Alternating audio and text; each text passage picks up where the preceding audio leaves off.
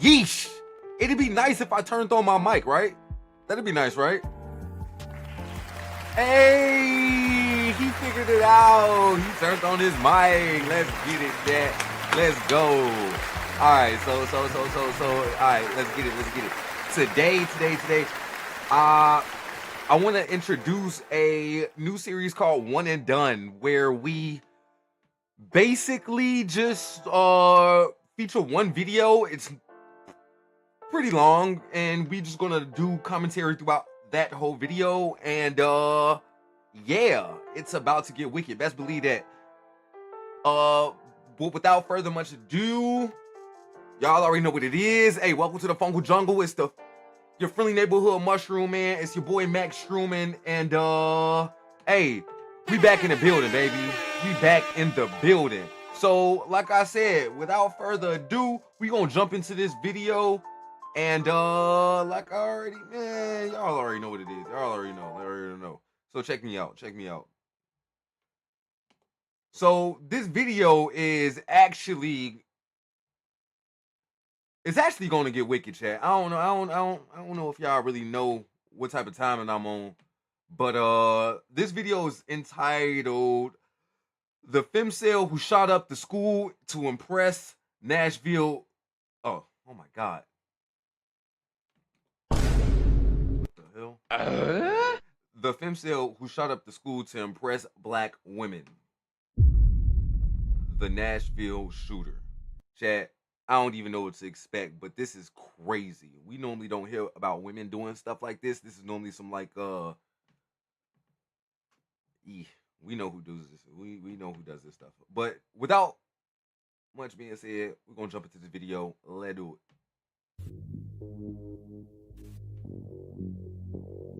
After a person committed a large-scale attack who didn't fit the background of the stereotypical suspect, the media and the internet went into a frenzy. While many condemned the attack, many others came to show sympathy for the criminal after feeling that they were on the same side of politics. This is the story of the extremely controversial Nashville attack. Alright, let's get it. Shout out to Dire Trip for the video.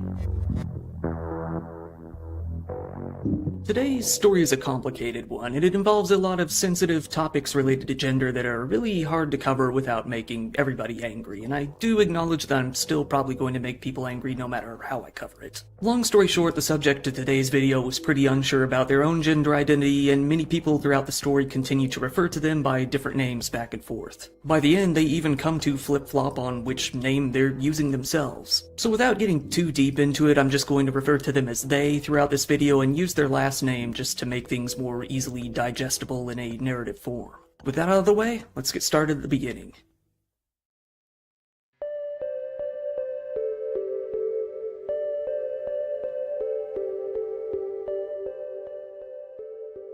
The subject of today's video was born as Audrey Elizabeth Hale on March 24th, 1995. With their two parents and an older brother, they would come to live out their whole life in the Nashville area. Very early on, before even starting school, Hale began to experience struggles with mental health problems. According to their own writings, this began all the way back in the toddler stage. They were very sensitive to loud noises and were scared by large groups of other kids or adults or even animals. Hale's mother took note of this and decided to get them evaluated in 2001 when they were about 6 years old. It was found that Hale did have some developmental delays, had trouble asserting themselves in social situations, had fairly bad anxiety, and problems processing emotions. While Hale's mother worried that they likely had autism, nothing was found to suggest that that was the case. Still though, their mother held them back from kindergarten for a year to give them a little more time to mature. Eventually, Hale did progress through school, coming to attend the Covenant School throughout most of their elementary years. Hale would later describe these years as the happiest period of their life. They said that they felt both safe and accepted at Covenant, making friends fairly easily. Their home life was pretty happy as well, having no issues with their parents to speak of. They grew skilled in art, with even their teacher remarking at how talented they were at such a young age. All in all, Hale had a great time for those few years, but it would all have to come to an end eventually. Hale came to attend the Isaiah T. Cresswell Middle Magnet School for the Arts next, or just Cresswell for short. It was a bit of a culture shock, given that Covenant had mainly consisted of students coming from white, middle-class backgrounds, while Cresswell mainly had students from minority groups with parents who were more working class. Shortly after starting school, Hale began to get bullied for being white, often being called a rich white girl and humiliated by the other students. They went from having a lot of friends to suddenly being a complete social outcast. Things did take a turn for the better when Hale started playing for the basketball team. Despite being the only white player on the team and about a year behind all of the others, their teammates accepted them very easily and welcomed them with open arms. Hale felt that they had truly found some real friends within this group, even best friends. To their confusion, they also began to feel romantic feelings towards several of them. Hale grew completely obsessed with these teammates, coming to think about them daily for the rest of their entire life. Oh, wow. In the summer between 7th and 8th grade, Hale came to the realization that most of their teammates would be graduating and going their separate ways, leaving Hale behind. Toward the end of the summer, they decided to write an entire 40-page story about the basketball team and their feelings around it. This became a story called After the Comets, with the Lady Comets being the name of the basketball team. While Hale was obsessed with all of the girls, they took a particular interest in a few of them. One of them was a girl named Sydney, and the other was named Paige. However, Hale had confusing feelings toward mostly all of them. Hale admitted to getting, quote, addicted to the depression and stress at the time, saying, "I've been trapped in probably one of the most longest, lonely summers of my entire freaking life." This would begin a lifelong obsession with the girls from the team. Hale wrote, "I was in a terrible mind state of constant negativity and racing thoughts, drowned in doubts with losing the team and losing a lot of people, my teammates along with friends too. Barely got rest. Mind racing like the Indy 500 while turning to my left bedside, where my team picture was hanging perfectly on my wall. Just looking at it for a long period of time. Staring into the eyes of my long-lost teammates. I would cry and cry for days just a few weeks after their last day at IT, because I knew they were long gone. I thought I'd never see them again. I would cry as my pillow was damp every time I woke up to a new day." You gotta realize this is before social media, chat. This is before social media really took into play. Hale then detailed that they were having difficulty remembering anything that happened that summer as a whole due to the obsessive thoughts of the basketball girls. They spent entire days staring at their yearbook photos, losing track of how many times they had stared at them when the count got into the thousands. Hale then continued to write about the team's failed aspirations, never getting to win the city championship. Hale remembered as one of their teammates, the girl named Sydney, cried on the sidelines as the final buzzer rang out. They wished that they could have seen Sydney's face if they had won instead. Of all of the girls, Sydney took up a good portion of Hale's mind that summer. However, Hale took solace in believing that this was God's plan and that there was meaning to the loss. The remainder of this story was spent making excuses for their losses and gushing about how incredible each girl on the team was. Many pages were also spent ranting about the gym coach at the school. While Hale details a bit of bullying in this story, mainly being yelled at by teachers or being made fun of for being white, they do actually admit that a lot of their social problems were their own, while still blaming the autism that their doctor said that they didn't have. Hale wrote, "I had social problems myself to start off, continue on a relationship because it was my stumbleness. I suffered keeping up with people. They turn fine but then go down a slope and I don't know what the hell to do because I hated talking on the phone, chatting in lunchtime, or do stuff outside of school. Honestly, I don't even like myself with the way I want things to go, but they end up now how I want to because of my wall of autism." However, at the end of the book, Hale acknowledged that something was coming. They wrote, "Sigh, no turning back. Gotta do this now or it will be too late. I'm real sorry. I'm so sorry." Is she talking about self-exiting? Hale never clarified what this was in reference to. Were they alluding to ending their own life, or something much worse? It sound like. Hale continued in the same book by writing a new story, for lack of a better term. This one was called As I Walk Through the Doors of High School. They talked about normal fears of entering into a new school without knowing anybody else. They wondered if they would have sisters again, referring to the old basketball team. They stressed about what clothes to wear. Mainly, they were concerns common to most kids entering into high school. When one of the girls from basketball started going to their new school, Hale was overjoyed. They thought it was due to God answering a prayer. Here it was clear that Hale wasn't as close with those girls as they wanted it to seem. This was because Hale admitted that they didn't even know where the other girls were going to school, instead simply waiting around this new school and hoping that they happened to attend the same one. They actually ran around the school trying to find them, mainly Sydney. Hale did meet up with one more girl, but it wasn't her. Hale continued to write in this book like a diary from that point onward, dropping the story format. Hale continued to express that they felt that being white was holding them back from making friends, feeling that the other students, quote, don't give a flip-wad damn about them. One thing that Hale took particular insecurity in was the fact that the basketball girls were likely... I'm sorry, Chad, but that pizza looks absolutely terrible. That pizza looks like trash, G. I'm sorry, but no, this ain't it. This is not it. I'm sorry. I know we're supposed to be watching the story, but this pizza looks like garbage, G. I can't believe it. Off with boys. This was something that they mentioned multiple times and discussed. This disappointment slowly turned to hatred, with Hale saying, they got all the homies in the world but me, just me and only me. I wasn't special to 'em anyway.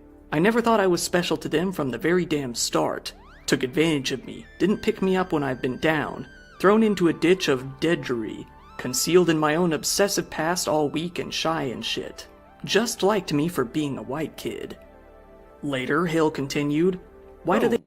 She got pretty decent diction for being autistic. I'm not gonna hold you, but I think it's crazy. You think that you can't make friends because you're white, but then again, you also think the only people that likes you is because that you're white. I don't really get it. That's an interesting conundrum if you don't say so yourself.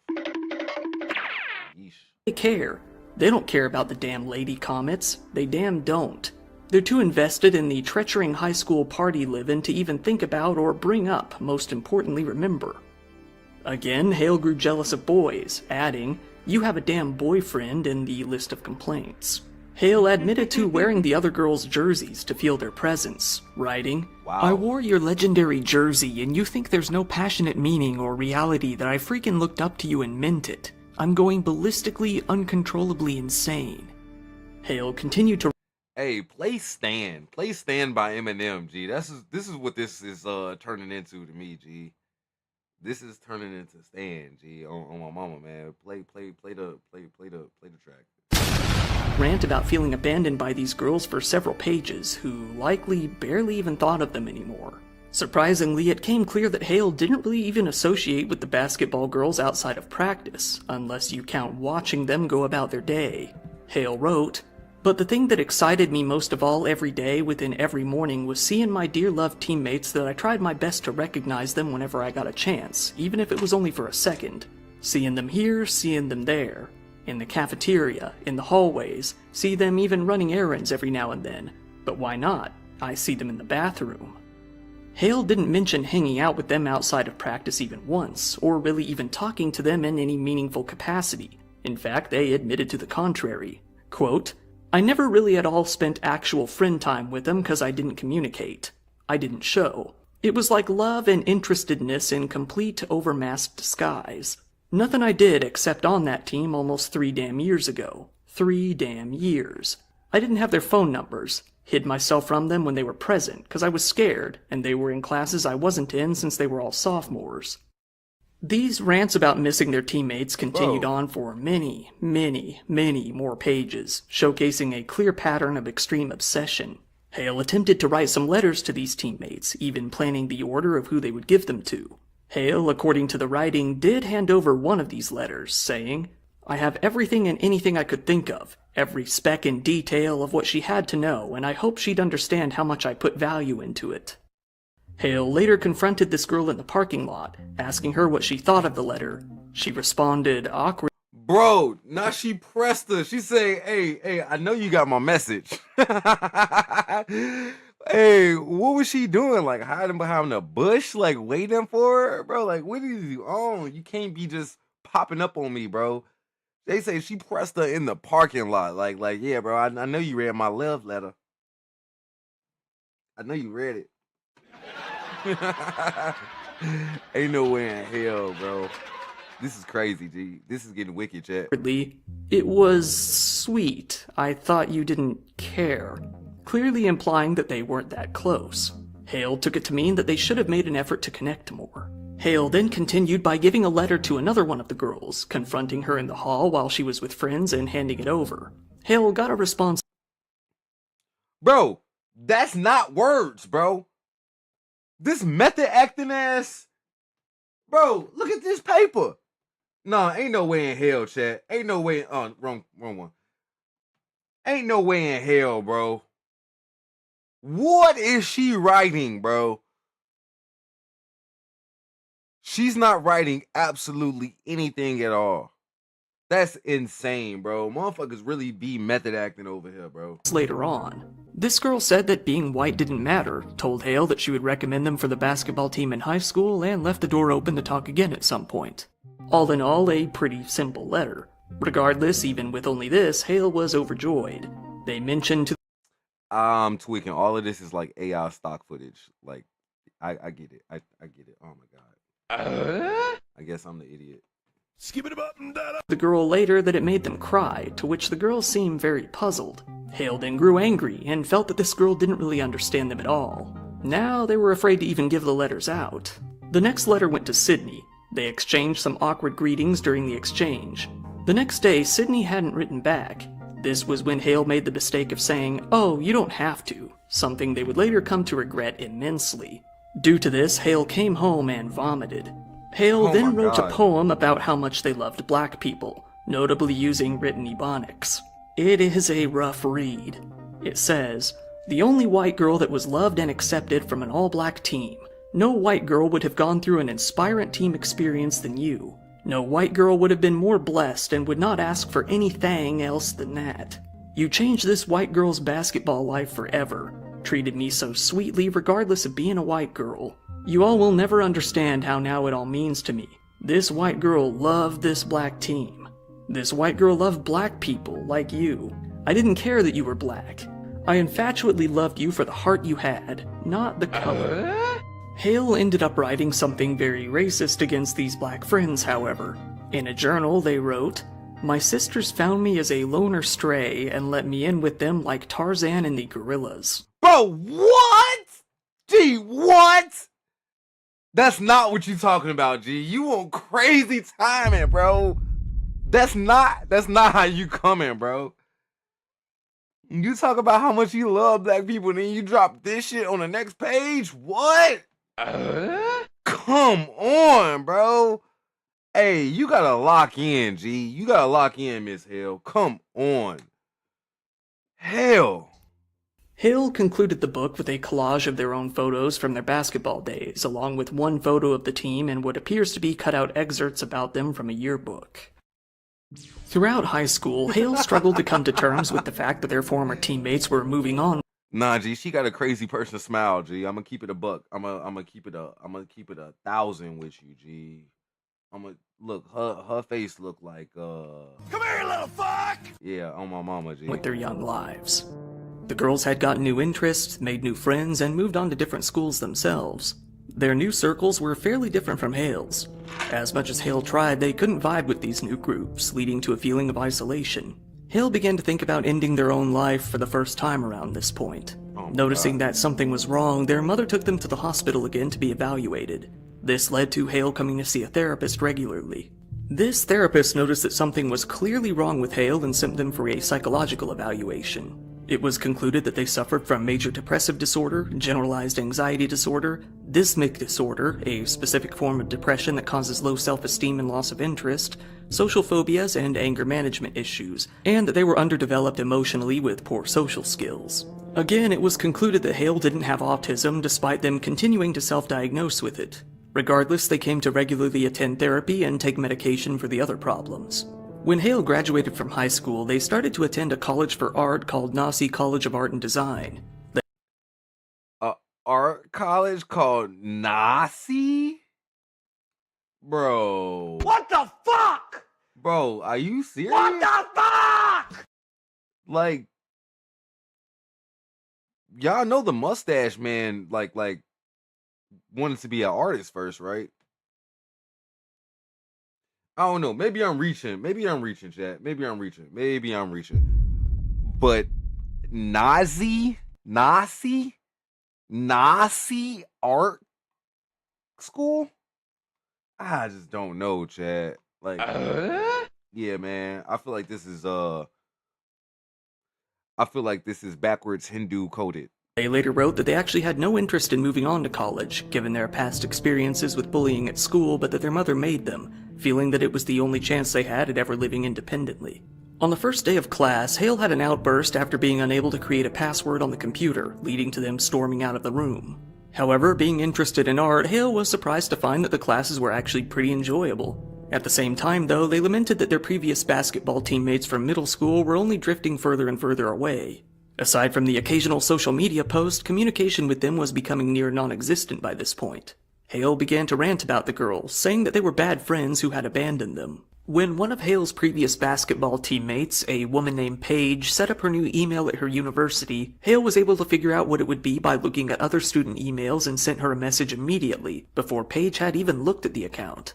Around that time, Hale also sent her some memorabilia from their time as teammates. Bro, Paige that's wasn't sure weird. what to do, later saying, "I'm trying to be as respectful and also as honest as possible. It felt obsessive. It felt like stalkerish behavior."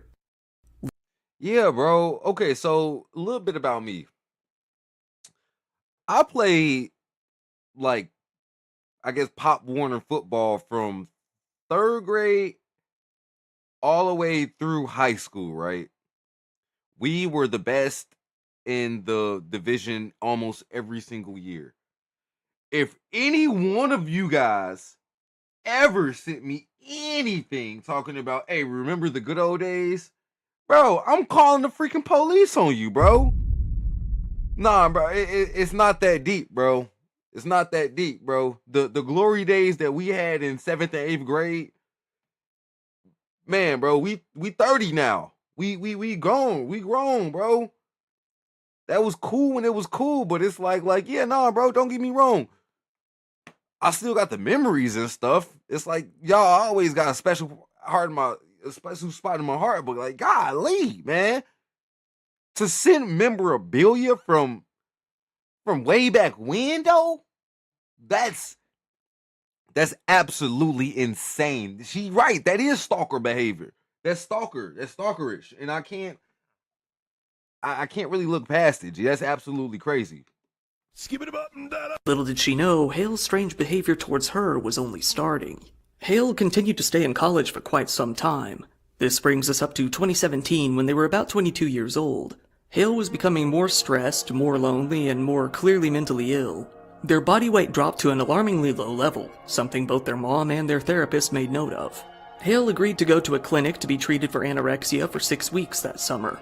Gradually, they got back up to a healthy weight, but the depression that led to the lack of eating in the first place hadn't really changed much. It was the autumn after that summer that Hale's life and mental outlook would take a drastic turn for the worst. That November, they started to watch numerous documentaries about school shootings and other mass killings as they ruminated on their own issues with school, socializing, and bullying. They quickly became deeply fascinated with the idea of carrying out one's own revenge on such a grand scale. Hale couldn't get enough, seeking out more and more information about the topic. Hale collected any articles that they could find about these killers, downloading images of them, reading up on what weapons they used, learning about their motives, obsessing over how many people they killed, and finally reading about their own mental health problems. Putting together a massive image macro in Photoshop that compiled all of this information, Hale began to notice something. They kept returning to learning about the Columbine massacre no matter what. While they were fascinated with other killers, the Columbine shooters, Eric Harris and Dylan Klebold, were the two that they felt they most connected with. This was mostly due to the killers' views on society and the mental health problems that they had, something that Hale felt mirrored their own outlook perfectly. Hale began to obsess over how much notoriety that they had gained after carrying out their attack, taking a particular interest in the fans that they still have to this day. Hale began to wonder if they, in their own words, could become a god like Eric and Dylan. Of their Columbine obsession, Hale later wrote, "Eric and Dylan, I respect those two guys. I admire them for what they have done. They are a part of who I am today. I finally found other two supreme beings such as me who underline my own values and belief set, relatable in thoughts, actions, and desires. I want to do all the things they did, hate people, stupid Christian bitches, purchase guns, and kill all the beings so different than them. I want to leave the earth with something everyone will remember. If I fell off a fucking bridge and killed myself, no one will remember that shit. But a mass shooting, I will leave with a validating This guy stinks! cause/awareness and influence on future generations. Eric and Dylan have been more successful for the impact they have left since, and I wish they killed more kids, too concerned with those default bombs. They were intelligent at a higher power, knew their purpose to kill and in existence to humanity. Well, that's how I feel. I want to kill like them. Not be just like them, but be my own supreme existence to ultimate power over all weak, useless dumb shits. I will kill eventually, and I will when the time is right, and that time is on countdown, just like theirs. So yeah, nah, I definitely don't think she's autistic, chat. I don't think she's autistic. She's too well spoken, too well written to truly. I don't think, maybe she's like high functioning, like really, high on the spectrum where she's like, just a little awkward when it comes to like social interactions, but cognitively, I think don't get me wrong, I do think she's crazy, but I don't think she's autistic. It doesn't seem like a innocent misunderstanding. It seems more than that. It almost seems like she's being bullied and like she has this uh false sense of being cornered at this point. And now she feels like she has to like make a statement for herself. And I just hate that she clung to such terrible examples. And yeah, this is really just unfortunate because it's like she feels so misunderstood. The only thing she can do is cling to other people that she felt was also misunderstood in the same way. You know what I mean? So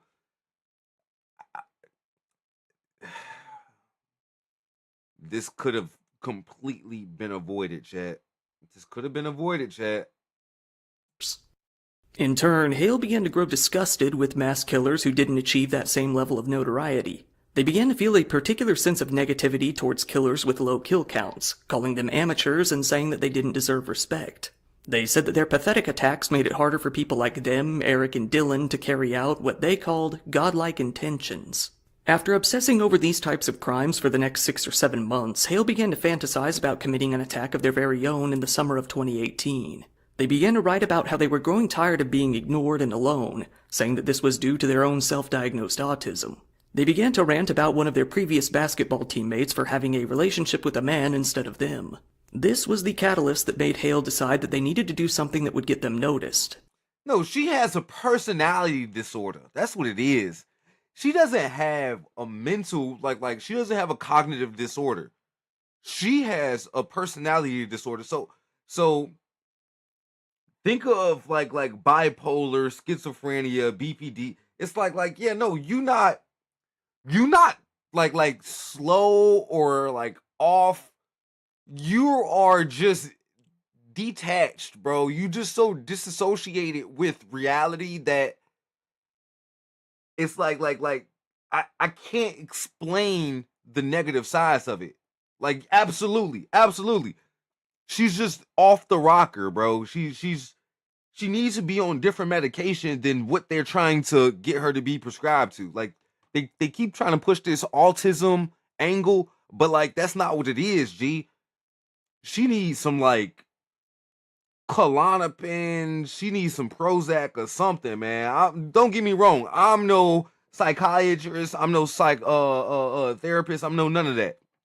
Your boy is who he is. I'm just your friendly neighborhood mushroom, man. That's just what it is. But look, I said it from the get-go. She got a crazy person smile. I could see it from a mile away. She got a crazy person smile. So, I mean, off the bat, I get her tested for being crazy and not autistic. It's like you can tell what type of grades she like getting, and it's not always autistic being slow. It's like sometimes autistic people could be freaking geniuses. You just gotta put them in the right thing. Don't get me wrong. I don't think she's autistic. You feel me? I feel like she would be better at basketball or something. Hey, what's up? Yeah, no, she's weird, and it's like it's obsessive. She's really like obsessive. It's hard for me to like truly pinpoint it because we just get like stories and pictures of her. But like I would like to see her in a interrogation room just to see how she like responds and how she talks. So okay, so if you just tuning in, this young lady right here is the Nashville shooter that yeah, she shot up a school to impress a bunch of black women that she used to play basketball with. And we are currently what 18 minutes into a what an hour and 45-minute story. So yeah, this is still the beginning. We still getting like her background. I don't even think we actually got to the crime yet. Yeah, yeah. So all right, we gonna get right back into the video, man. Cause this is definitely about to get wicked, chat. by any means necessary. They decided that if they were to kill a bunch of helpless children, it wouldn't be possible for others to ignore them any longer. They needed their own self-diagnosed autism. They began to rant about one of their previous basketball teammates for having a relationship with a man instead of them. This was the catalyst that made Hale decide that they needed to do something that would get them noticed, by any means necessary. They decided that if they were to kill a bunch of helpless children, it wouldn't be possible for others to ignore them any longer.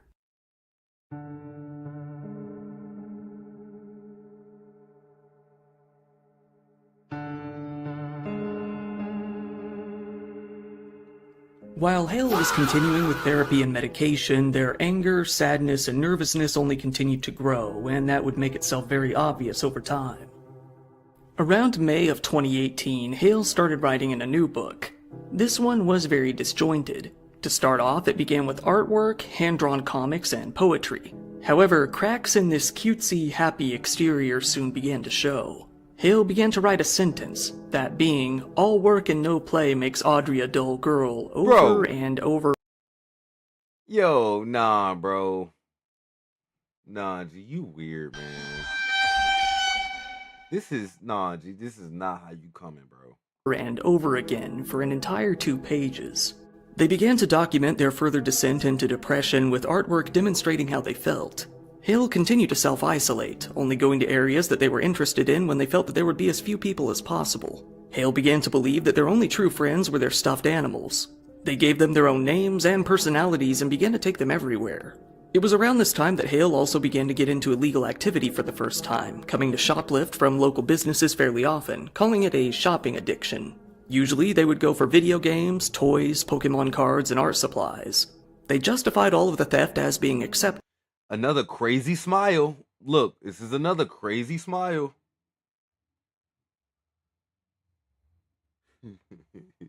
Reasoning that it soothed their anxiety and depression. For the first time, Hale came close to acting on their urge to end their life. This happened twice, and both of these times they stopped before actually injuring themselves beyond superficial marks. They said that this was due to the fact that they realized if they acted now, nobody would ever remember them or have a reason to care. This idea of being remembered only grew more and more prominent over time, becoming a major motivating factor in the future. Wanting to let loose on some anger, Hale began to write what they called rage storms. While the rage storms themselves have never been released, they have been heavily summarized by various outlets. These were long, rambling, expletive, and slur-filled rants towards people they knew or society in general. One of their favorite topics to write about was the idea that they had been ostracized for being autistic, once again despite never having been diagnosed after several evaluations. Another factor that really seemed to bother Hale was that, no matter how hard they tried, they just couldn't be accepted into black culture. Hale began to follow these same liberal politics that they felt would get black people to accept them, but it still didn't work. In turn, Hale took it a step further by hating white people in general, often going on large rants about white privilege despite being white themselves and coming from a wealthy background. Yo, okay, so this is low-key an archetype. This is an archetype. I've met people that fit this like social type before. Like I can't even really explain it. Like no, it's I never knew that this is the possibility of the extreme side of that. because I don't know. It seemed like I gotta watch my wording. I know a lot of white people that don't really rock with white people, and I don't think that they truly trying to like be accepted into black culture, but like I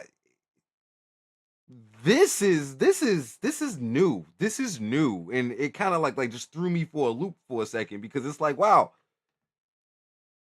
I just don't understand what type of time is she really on. Like I can't imagine that this type of person exists to the point where it's like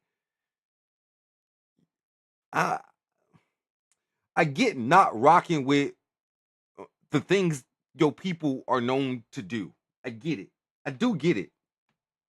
We all have groups in society that aren't what we would like to be our standard of culture.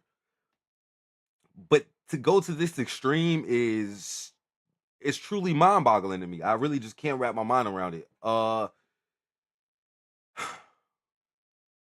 little bit of me, and this is just me being a freaking idiot. A little bit of me thinks that she just wants an N-word pass.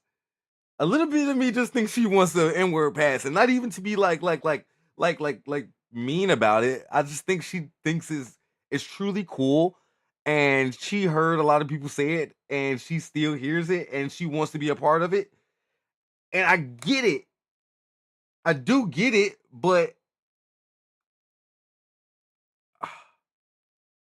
this ain't it. Oh, they're transgender. Are they? I thought they were born. Audrey Hale, a lady. I thought they were born woman or born female. I'm sorry. I'm sorry. I'm like I said, Chad. I'm an idiot. Gender, pronouns, all of that stuff. Bear with me here. Yeah. Okay. Yeah. She was born female. So, what's the deal? Like I said, I don't think she's autistic. I don't think she has anything necessarily wrong with the like cognitive side of her brain, like the computing side for the most part. More so the identity side, like the personal. I don't like I said, I don't know how the brain works. But when it comes to like understanding her identity, I feel like she truly struggles with that. And yeah, this is wicked, man. This is definitely wicked, Chad. Mental health is no joke. Mental health is no joke.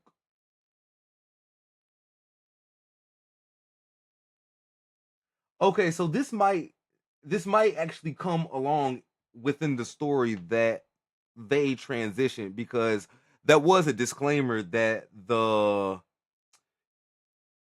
initial narrator mentioned.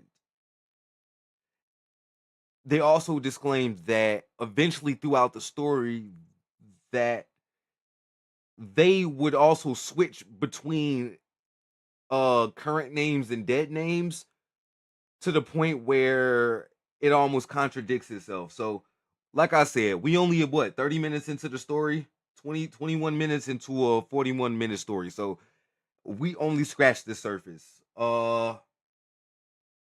Let's get right back into it. I'm just kind of going through the chat right now. All right, Snicky, you ahead of us at this point. So on Snapchat they was going by Aiden, but both their pages have been taken down. Okay. Oh, she. Oh, okay. All right, y'all. Y'all getting ahead. Y'all getting ahead. All right. Let's get back into the video. It wasn't long before the majority of the anger in these rage storms got directed towards Hale's previous basketball teammates from middle school, who they were still obsessing over well into their 20s. They were furious at the fact that these girls were finding success in romance, their schooling, and their careers. Hale stalked them all on social media relentlessly, criticizing their posts and ranting about how they'd all abandoned them. By October 1st, 2018, Hale had started journaling again. Gone was the clean, legible handwriting that they had used in high school. Their handwriting was now noticeably more scratchy, more angry, and more lazy. Much like in the old days, they immediately began with a rant about fake friends, still most likely referring to the basketball team. Quote, "Ever since 8th grade, I have been ignored and pushed aside, except for accepting outgoers or outcasts like me. They say it's more than just basketball." Hale then, once again, even now 23 years old, continued to rant about their 7th grade basketball team for many more pages before quickly, abruptly dropping the topic and writing a list of Pokemon cards that they had seen on eBay. Returning to the topic, Hale pasted in photos of themselves with different girls from the basketball team, writing rants in the form of poems for them. Many of the poems are the same and highly repetitive. They rant about friendship, how good things were in the past, sisterhood, and the qualities that they loved about the girls. Eventually, Hale finally admitted that they had much more than a friend-level attraction to these girls. They admitted that they had been attracted to them sexually as well. Hale wrote, "You're not supposed to have intimate feelings with girls if you're a girl since I'm a Christian. That's what I tell myself, and a moral rule that I have to follow." It was then that Hale mentioned having an imaginary friend that was a boy in the past, a boy that was much more brave and open with his feelings, almost serving as the antithesis to everything that Hale was, saying, "This boy was born inside of me when I was only in the 4th grade. At first, I really didn't know who he was when I was young, but now that I am a young adult, I have tried to get to know him more by giving him the chance to speak. There were some small qualities my imaginary boy could do through me." After that revelation, Hale went right back to talking about loving black people and reminiscing about middle school.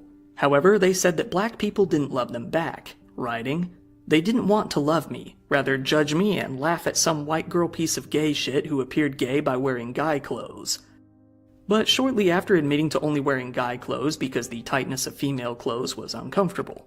Oddly enough, all pictures of Hale in their younger years show them in feminine clothing, and Hale even mentioned being girly many times throughout the older journal, so it appeared Hale was gradually rewriting history to fit this new narrative. Then, as usual, the journal turned into a long-winded speech about how amazing the basketball girls in middle school were for many more pages. However, towards the end of this rant, Hale realized something. These girls must not have wanted to touch them because they were straight. They only love boys. Quote, "Will they think about saying goodbye or just treat me different, not to touch or hug me? Would my sexuality be treated like a disease to them? Would they understand and accept that I cannot help why I love who I love? That it's simply being that I was born this way? After all, my closest friends are straight. They love boys intimately. I don't." It was after this that Hale began to lean more on the imaginary male friend mentioned previously, talking to him, telling him secrets, and... Nah, it's really unfortunate. Oh man. Hey, if you getting ads, let me know. Let me know when to pause it. How about that? I can't stop it. I can't stop it. and talking about girls.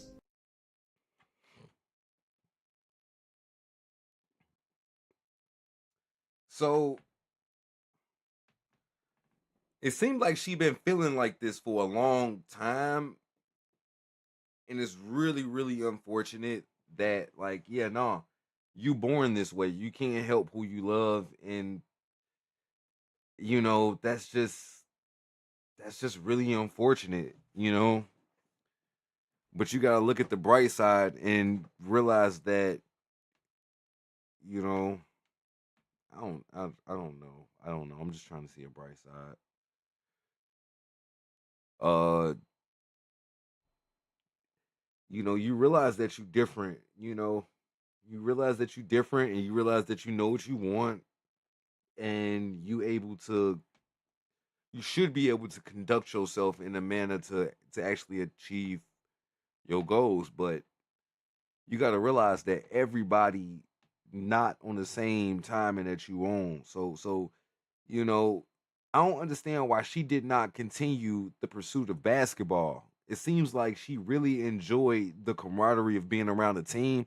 She understood sisterhood. She understood like what it was to be accepted within like a sports team. Good, bad, or indifference of the skill level, like it was a group of friends that she can call her own. You know what I mean? And I just don't understand why, yeah, you got that feeling before. Why you obsess on this one group of people? Why didn't you continue to find that group of people that you can feel accepted by? Why can't you continue to search for camaraderie as you grow older and branch out into different schools and stuff? Like that's my biggest disconnect here. I truly don't understand what stopped her. You know what I mean? And even if it wasn't basketball, it's other things that you can actually do that, get a hobby. And that's what it comes down to. It's like you talking about how you not accepted and you ain't got no friends. It's like, yeah, nah. Unless you just cool as hell and popular as hell, you normally gonna have to be interested in something and find somebody that's interested in the same thing that you interested in to make some type of mutual connection, eventually blossoming into a friendship if that's what it brings. But most people yeah, you gotta find that hobby. You gotta find a hobby. And her hobby can't be writing in her book. That can't be it. Basketball was the hobby, but she stopped. Why did she stop when she gets to high school? It's like, nah, she was a year younger than everybody that was on her team already. And when they left, it's like she basically gave up. It's like, what happened to the team when she was in 8th grade and everybody from 7th grade played? It's like, why couldn't she be like a role model and a leader to those people? And have a bigger friend circle once they got to high school. Possibly even influenced what high school some of these people that's a little bit younger than her actually went to. Like, I don't know. It just don't make sense to me. Like to obsess over. Yeah, no, that's just strange, man. That's strange. And I feel like I've been a part of these adolescent teams before, and it's like we was straight up cold. We were straight up cold. We won almost every game, every year, every championship. We went down to Florida a few times. We went to St. Louis a few times. No, we was cold. And some of us went to high school together. And it's like, I don't get it, man. I don't get it. It's like you can't send me any memorabilia from those days and just for me to be like, "Oh yeah, that's dope. We were kids together." Nah, bro, you send me any memorabilia from from my Dalton Bear days, bro. I'm gonna look at you like you a straight up weirdo, bro. You a straight up weirdo. You got Facebook, you might even have my number, bro. You could text me that. Yeah. Yeah, man. Not being able to move on is a crazy, crazy thing. G, being stuck in the past and just being encapsulated in time. It's like, man, G, people grow up. G, people grow up, people grow apart. And that's like a thing that everybody has to deal with. It's literally a canon event for every child, boy, girl, gay, straight, black, white. It's going to happen to all of us. We're all going to have friends that we're going to grow apart. That's just going to it's going to happen. It's going to happen. You feel me? So, you for the fact that you can't handle it and you just feel so stuck on it, it's I hate to say it, but this is a you problem. Like you gotta lock in, get it together. You gotta broaden your horizon and open yourself up to making more friends. And that's just what it comes down to. This ain't it though. To the fact that you to the point that you researching crazy shit like Columbine and all of these other mass endings. Bro, this ain't it, G. Writing in your journal 40 something pages in a time, G, you just stuck in your head. And that's not healthy. It's absolutely not healthy. And I wish her parents would have peeped this and got her some therapy, because I always say, this is all completely avoidable, G. This is all completely avoidable. But you know, I'm yapping. Let's just get back into the video. Don't. It was after this, who I love, that it's simply being that I was born this way. After all, my closest friends are straight. They love boys intimately. I don't. It was after this that Hale began to lean more on the imaginary male friend mentioned previously, talking to him, telling him secrets, and talking about girls. Hale also grew incredibly jealous whenever any of the basketball girls would date a man. They began to rant in what they themselves called hate notes. One read, "I hate you for letting a relationship that's intimate come between us. You are so into one person that you suddenly spiral your priorities of importance in a direction that's unlike you to an extent it's unfair to everyone that felt close to you." The anger in these notes got so intense that Hale couldn't even contain them to one page, coming back to write more and more in the margins, around the header, and around the bottoms of the pages. The rant mainly consisted of Hale complaining about being left behind for this man, about this friend not visiting them in the hospital once, and, more interestingly, about being ignored in the 8th grade, implying that they weren't even that close to begin with. Hale started to cope with the fact that these girls were into men by leaning harder into their male imaginary friend. Now, despite only calling this man an imaginary friend in the past, Hale began to claim that this man was their true self all along. However, as we will come to find later, Hale didn't even know what transgenderism was yet, despite how prominent it was in the media around this time. So in the end, they wrote, "I am a gay girl, so how do I find myself and get used to it? Take in on the sights, get out my binoculars and find more opportunities to accept my imaginary boy more. Where will our balloon take us from place to place?"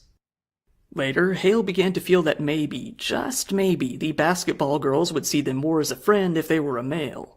They wrote, "If I feel I am the boy character in a video game, movie, or TV show, I picture myself as them as me being a male. I think a lot about what I would look as a male, and how women would treat me as more than a friend." Hale then continued to rant seemingly about their father, given that they mentioned things like, "I hate him when he acts like a big fat drama queen bitch when one thing is messed up in the schedule, has to take money out of his account, or fix something broke in the house." Damn, why she just fry his ass though real quick? The complaints toward the father are fairly mundane to say the least, mainly calling him lazy around the house while also complaining that he works too much, as well as saying that his wife is too good for him. Very ironically, Hale also complains that he rants too much. Hale seemed to legitimately think that, due to all of this, he was actually possessed. They wrote, "I wish there were more days when your demon is not around to haunt and torment me. The real you is relaxed enough to crack some jokes." Adding, "Sometimes I ask God why he had to let you deal with this horrid, trenchable creature. I wonder why it had to be you, and watch you being manipulated countless years by this monster, controlling your every thought, action, mood." By December... Yo, was he an alcoholic? Is that what it is? About a year after their fascination with school shooters began, Hale started to feel a desire to attack Cresswell, their old middle school. They began to draw a map of the layout of the school from memory. They outlined how exactly, in an attack, they would progress through the building. Yo, that's too far, bro. That's too far. That's too far. When you start mapping out shit from just your memory, bro, why are you doing this, bro? What's the purpose? Man, check on y'all kids, man. That's what I got to say. Check on y'all kids because, like, man, G, this ain't it. This ain't it. I'm finna call Callie in a little while. Like, come here, you little fuck! Real talk, man. Y'all gotta watch these kids, man. They even took note of what they felt was the perfect place to end it Give them hugs, man. Talk to them. Talk to them. all. Knowing that it would be hard to enter the school during regular hours, especially as a random adult, they even began to write down plans on how to gain entry to the building. All throughout the first half of 2019, Hale continued to Crazy smile. fantasize about carrying out the attack on the middle school. There was a problem, though. They didn't have any weapons and didn't know how to obtain any. Still, though, they continued to plan out the fantasy in excruciating detail, all the while writing rage storms that only grew in intensity. Hale, by this time, had come to see their whiteness as something to be disgusted of. They blamed the color of their skin for being unable to win over black women. It was due to this sheer rage that Hale would see the first obstruction in their plans. Their therapist had noticed that this anger had been growing to a very concerning level. This all crossed the line when Hale admitted to having fantasies about harming both themselves and others. As much as they tried to overcorrect and say that those were only fantasies and nothing they would ever actually do, the therapist recommended another psychological assessment. At the Vanderbilt University Medical Center, it was confirmed that Hale continued to suffer from the mental disorders that they had previously been diagnosed with. It was noted that the depression and the anxiety were by far the largest problems. Hale continued to deny wanting to harm others, and it was found that they showed no signs of psychosis. Still, though, it was recommended that Hale take part in an intensive program to address these issues. With their mother saying it was for the best, Hale agreed. They completed the program after 8 weeks in August of 2019. During this period, Hale's therapist retired, leading to them finding a new one. For a very brief period of time, about a few weeks, it did seem that the outpatient program had worked. Hale was being a bit more positive. However, it was only a matter of weeks before they fell back into the pit of anger and despair. Hale went back to their old fantasies of committing a massive attack, feeling that it would give their life and death more meaning. They specifically stressed that they wanted to become a god like Eric and Dylan, saying that they would do so by attacking a specific target, young children. Hale continued to fantasize, sometimes even thinking about other locations and putting them on the back burner as possible backup locations. One of these other locations was their own high school, as Hale experienced a good deal of bullying and ostracization there as well. All of the locations they debated on were due to Yo, what's up with the eyebrows in the no eyelash combo? Does she even have eyelashes? I can't really tell. But these eyebrows are chopped, G. Somebody, I don't know, man. Brown pie in my undies make it look like I shit my pants. I don't know. I just, gee, what the hell? Oh my God, none of my buttons are working. What the fuck is this? No, seriously though. I don't know. These eyebrows are something else. Holy cow. She looked easy to draw. Past incidents in which they felt they had been slighted. On March 11th of 2019, Hale wrote, "Revenge is becoming my hidden middle name. If I was the shooter of IT Cresswell Prep Middle, then you'd be cured from leprosy, blindness of heart from being bullied to a severe extent that those scars are tumored to me." Hale seemed to think that carrying out a shooting would open up the eyes of the basketball girls, who were now busy dating men and even getting married. However, it was around March of 2020 that Hale began to feel that attacking Cresswell wasn't going to be a good idea. This wasn't due to the fact that Hale had realized killing children was wrong, not at all. While they were okay with being called a child killer, there was one label that they couldn't stomach receiving: racist. Yes, given that Cresswell was a predominantly black school, Hale decided that they would need to attack a white school instead or risk being labeled as a racist. Around this time, Hale decided to take a swing at making their own version of the series of tapes that the Columbine shooters recorded. Those tapes have since been referred to as the Basement Tapes, a series of videos that Eric and Dylan recorded before their attack that have achieved mythical status over the years due to the fact that they were never released. Spending the next several months recording them, Hale called their own version the Room Tapes, as they were recorded in the bedroom rather than the basement. Hale wanted to record 13 of them, but only ever ended up filming 12. They were all from around 5 to 40 minutes long. In many, they explained to family and friends why they were going to commit the attack and how they felt about them as people. It was intended for these videos to be given to those people after the attack took place. Some of the other tapes were addressed to the police and the media, with Hale arrogantly preemptively boasting about how they had gotten away with it and how they had planned it all. Hale began to post pictures of the basketball girls in bikinis and other revealing outfits into their journal, commenting on them in a very creepy fashion. One page read, "Damn, you have turned out so fine. Holy fuck. That blonde hair makes you look like a black Ariel or some shit. An undersea princess. Forget that you don't even want nothing to do with me or the Brother, this guy stinks! way you live your life. I have become kind of in love with you apart from such attractive femininity." Despite being afraid of being labeled as a racist, Hale continued staking out the Cresswell Middle School simply due to the fact that they had no other idea of where to carry out an attack at that point. On May 22nd, 2019, Hale wrote, "I just want to outline plans for a school shooting, 'cause I was born to die," claims Lana Del Rey's album. Bro, what are we talking about, bro? What are we talking about?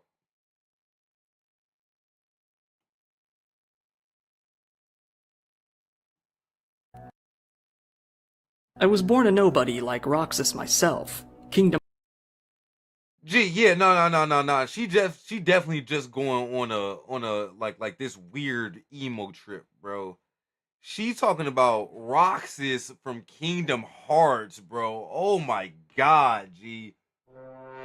What a fucking loser, G. I have not heard this even be referenced since like 2007. Like, what the hell, bro? This is a video game. She's talking about I'm a nobody like Roxas. Oh my god. I don't even really want to go into the lore. But it's like, oh my god. It's basically a cross between Final Fantasy and the Disney Pixar animation world where like you got this main character and he fights this thing called like a Heartless, and it goes to like the story unfolds to it being like two sides of every person. It's a Heartless and a nobody, and when they come together, they actually make a whole person. And like he lives two lives at the same time, but Roxas is Sora's nobody, and it's all so freaking lame at this point. It's like we're all adults now. It was dope. Don't get me wrong, it was cool as hell back when it was actually fucking relevant, but for you to actually like try to piece this shit together and like quote this stuff in your manifesto is so like lame and just childish and just like, oh my god, I truly hate this for you. I hate this for you because it's so lame. You going out so sad. Like I can't even. Oh my god. Hey, shouts out. It's a decent reference though. If you was there for the era, for the time, like it was dope. But you know, it was a PlayStation 2 game. That's all. I'm gonna leave it at that. That's why I'm gonna leave it at. But yeah, let me rewind it just a little bit. Abby, I'm sorry you missed the rant. Yeah, Snick, you got hit with the ads too. Holy shit. Talking about Born to Die. Gee, are you Biggie Smalls or Lana Del Rey? Like, what the hell? Alright. you have turned out so fine. Holy fuck. That blonde hair makes you look like a black Ariel or some shit. An undersea princess. Forget that you don't even want nothing to do with me or the way you live your life. I have become kind of in love with you apart from such attractive femininity. Hey, let me know when the ad come back. Let me know when y'all get off the ads.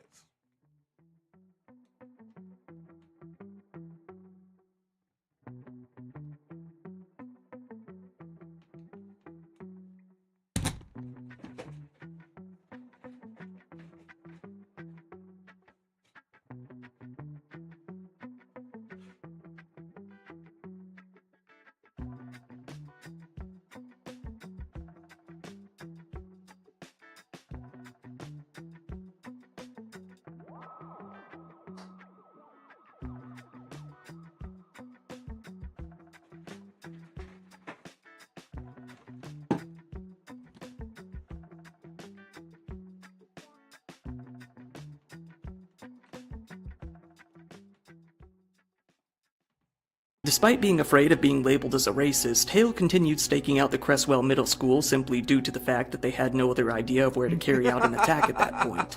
On May 22nd, 2019, Hale wrote, "I just want to outline plans for a school shooting, cuz..."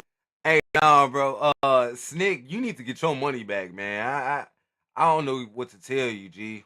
I do not even know because yeah, you definitely is subscribed, but why the hell are you getting hit with ads? I couldn't even tell you. I couldn't tell you. Abs, you could go ahead and hit that button, G. You could go ahead and hit that button, G. It is what it is. Hey. I was born to die, claims Lana Del Rey's album. I was born a nobody like Roxas myself. Kingdom Hearts 358.5 days. His theme song is my life song. I love it when I'm not fucking lonely and when I am my mind full of suicide attempt maps. Or outline maps of ice. His theme song is my life song. I love it when I'm not fucking lonely and when I am my mind full of suicide attempt maps. Or outline maps of IT Cresswell so I can kill all of you just so I can prove my existence is an existence in reality to all of those who purposely avoided me all my— Hold on. I'm sorry. I keep rewinding it. Hey, I'm live on YouTube right now at Shroomin Max Reacts. You can go follow that page up if you want to. I would really appreciate it.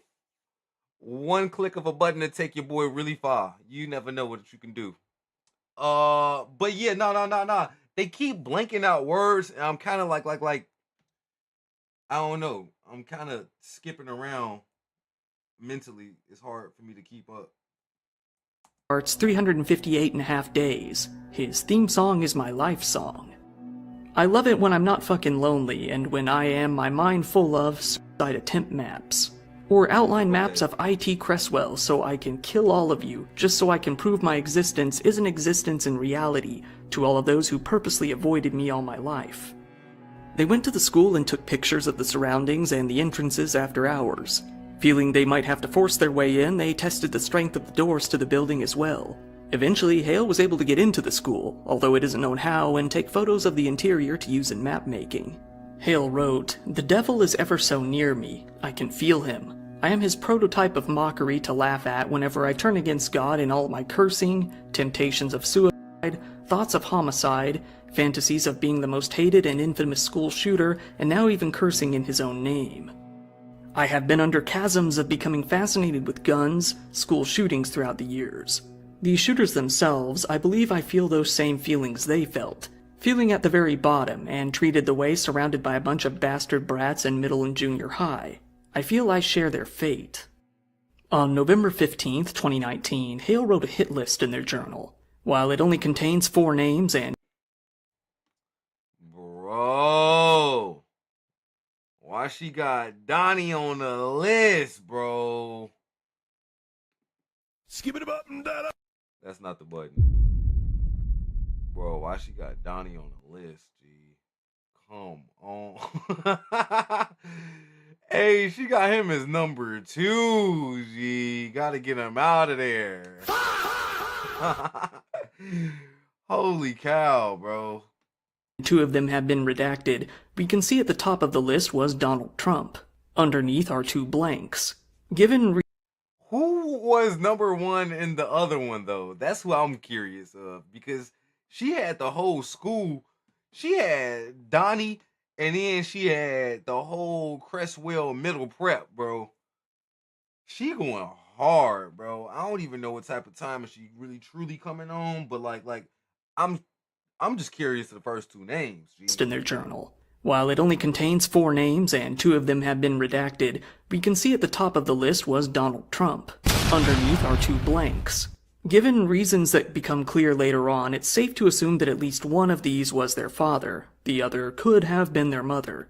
The last name listed isn't even necessarily a name, but the IT Cresswell School as a whole. They mention that Eric Harris and Dylan Klebold, the— Hey. Why she ain't even put nobody's name, bro? She just put the school name, bro. That's crazy, G. That's insanity, bro. Columbine shooters had failed due to reasons that have been redacted, insisting that they wouldn't make the same mistake. They felt that if someone autistic like Adam Lanza could kill so many people on impulse, they could do even better. Ironically, after calling their own father demon-possessed and lambasting him for it, Hale began writing a letter What's a lambasting?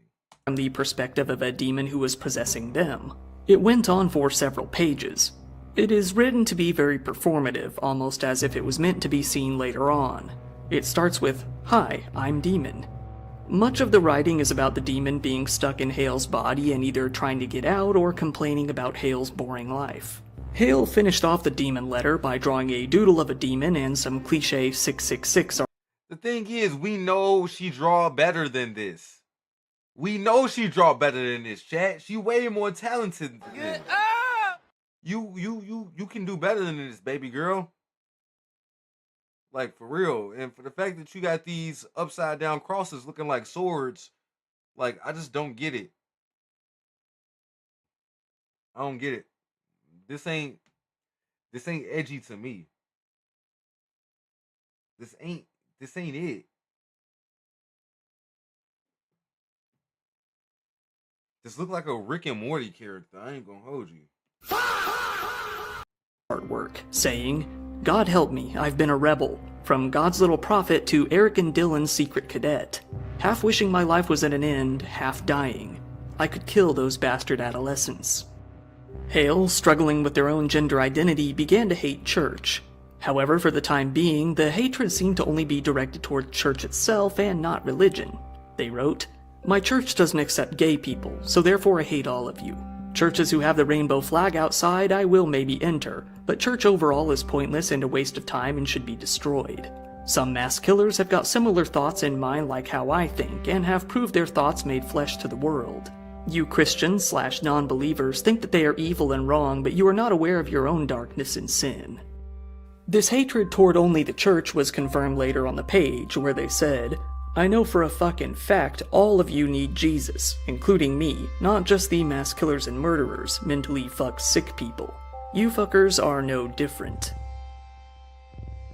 Hale came to confess their love to a girl, presumably one of the girls from basketball. The confession didn't land. Hale didn't hear from her all night, crying until the morning. They claimed that this other girl was gay too, but this may have been a mere assumption on Hale's part. They admitted that the girl said that it was weird. Hale took this incredibly personally, ending a rant in their journal about it with, "I wish I planned a mass murder with the whole note I left on you. You people will pay. I swear on the devil." Then they drew a picture of themselves with said devil. Hale continued to rant about Donald Yo, why she had to wait? Where's my Trump note I left on you. You people will pay. I swear on the devil. Then they drew Why she have to draw a little? Oh my god, this is cute as hell. Why she gotta draw a little thing to say me at the top? This is the devil, and this is me. Aww. drew a picture of themselves with said devil. Hale continued to rant about Donald Trump in the writings, writing that they felt this was the opinion of black people. So naturally, Hale tried to adopt those views as well. They wrote, "I hate Donald Trump. I'm sure many brown and black people do. Trump servants and supporters, fuck you all." I hate Donald Trump. I'm sure mainly black and brown people do. She really has this like racial like dysmorphia, it seems like it. I mean, I don't get me wrong. I see why she would hate Donald Trump. It's 1,001 reasons to not like the guy. I'm not even gonna like hold you there. Oh no, absolutely. Yeah, she definitely could have snapped in art class. G, I feel like she could have snapped in art class, creative writing. It's like no, she's definitely talented. She has the mental capacity to put it on paper. Like I feel like that's one of the hardest. Let me say the most difficult things about like being creative is getting it from your brain and putting it on paper. Like she seems to have that skill naturally, and only if it was directed in a positive direction, I think she would have actually went somewhere. But it's really unfortunate that she could truly articulate herself to this level and do absolutely nothing with it. You know what I mean? What the hell? Hale's hatred of Trump mainly seems to be due to the fact that they find him racist and narcissistic. However, their political opinions were notably shallow, given that Hale had very little knowledge of the outside world beyond their own little bubble. By the way, chat, these little figurines in the window, uh these are the Kingdom Hearts characters she was referring to. This guy in the gray with his back to the window is Roxas. The guy holding these little circular weapons here, his name was Axel, and I think this is Goofy off to the side with this green sleeve. Just throwing that out there. even writing that 9/11 was That's a whole like I'm a nobody thing that she said earlier. That's what that references to. committed by a group led by a name Asumin Muladin. Hale even compared Trump to Ganondorf from the Legend of Zelda series. Exactly. Ganondorf, bro? Come on. Coming up short with any other way to imagine him in their mind. Hale began to hate heterosexual people as well, clearly writing such. This was due to the fact that the straight black women they wanted did not want them back. Rather than come to the logical conclusion that these women were simply straight and wouldn't be interested in any woman, Hale took it as a personal insult, adopting a lot of incel rhetoric along the way. Is this actually her? With these goofy ass eyebrows, G? I can't get over it. You keep saying it's because you weird and stuff, and it's like, yeah, nah, granted, you might be weird.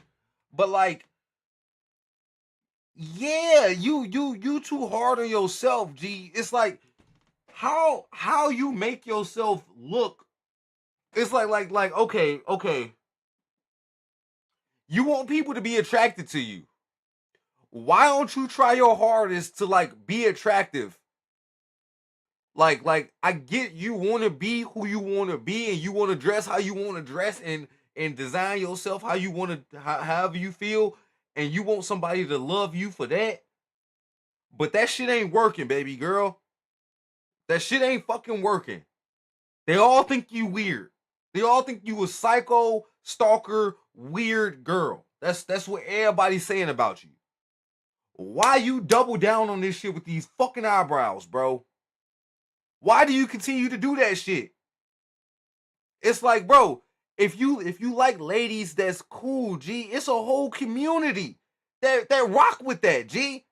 It's a whole community, and I'm sure they'd be happy to be friends with you because you seem like a cool person when it comes to like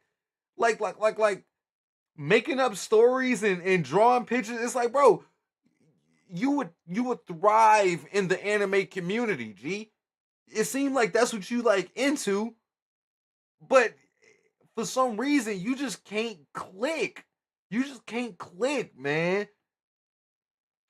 It's like you, oh man, G. It is cartoonish. The eyebrows look absolutely cartoonish. Like I can't. But the thing is, it's weird because it's just such a niche aesthetic.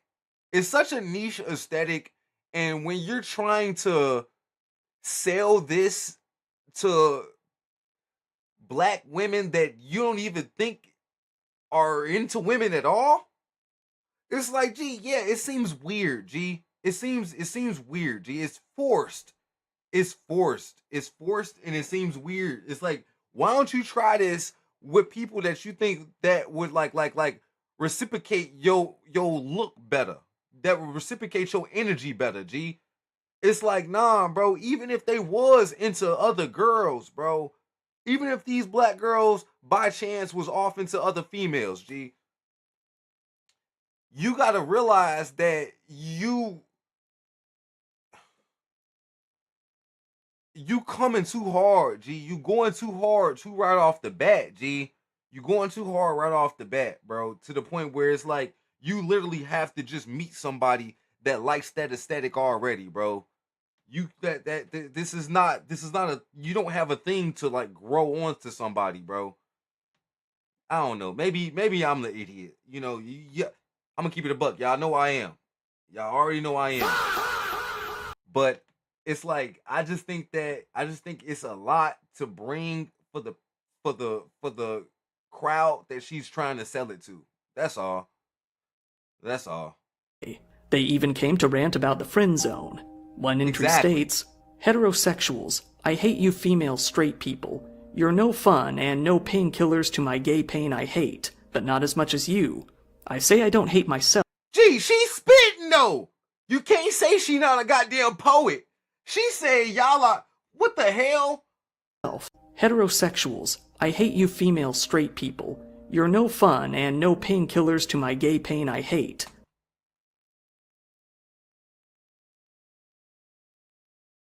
Is that not a bar? I'm sorry, but that seems like a bar to me. to rant about the friend zone. All right. One I'm entry done. states, I'm done. heterosexuals, I hate you female straight people. You're no fun and no painkillers to my gay pain I hate, but not as much as you. I say I don't hate myself, I hate you. For example, this black bitch that's so exquisitely beautiful but was frozen in disliking that I liked her and she called it weird. You heterosexuals never know what to do. Of course you'll want to friend zone or just ignorantly ignore me like little bitches, witches in disguise. On another page, they continued to rant about this woman in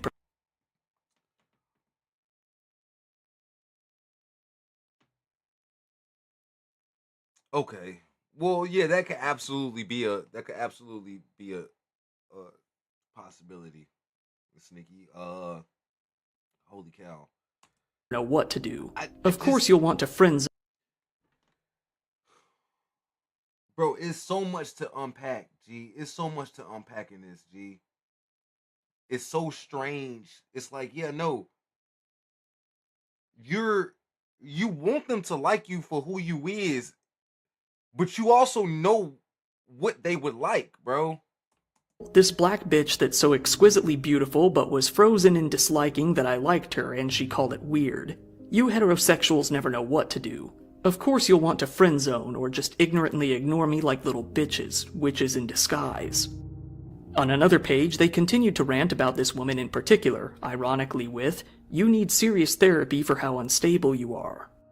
Interestingly, Hale began to refer to themselves as asexual, another despite all the crazy talk smile. of being gay and loving women, writing, A is for Audrey, an asexual individual fucking in the head, but there is a bodysuit that appears normal.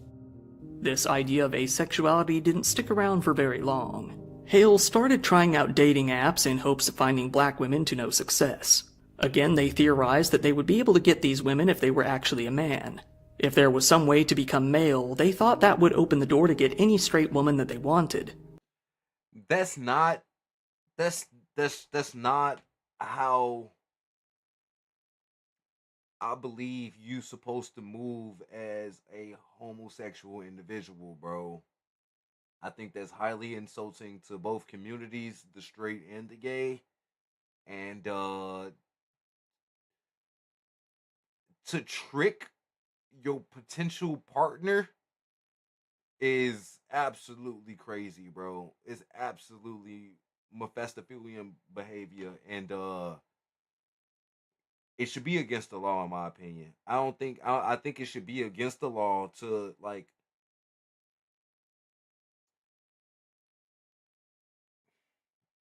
Yeah, it should be against, because the thing is, the repercussions of those actions could be fatal. You know, the repercussions of these actions, this trickery, these games, man, it can run deep, bro. Somebody can get hurt. And just to avoid all of that nonsense, I think that should just be outlawed. Like I don't think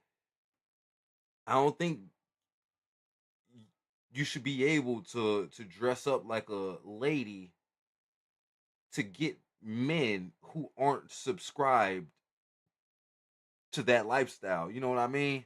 That's not that's not cool. And vice versa. As a lady, you shouldn't be able to like present yourself as a young man in hopes to attract straight women. And it's manipulative, it's deceptive, it's just not right. That's not the right place where you want to start, especially when you like looking to move into the bedroom with somebody. Like that's absolutely insane to me.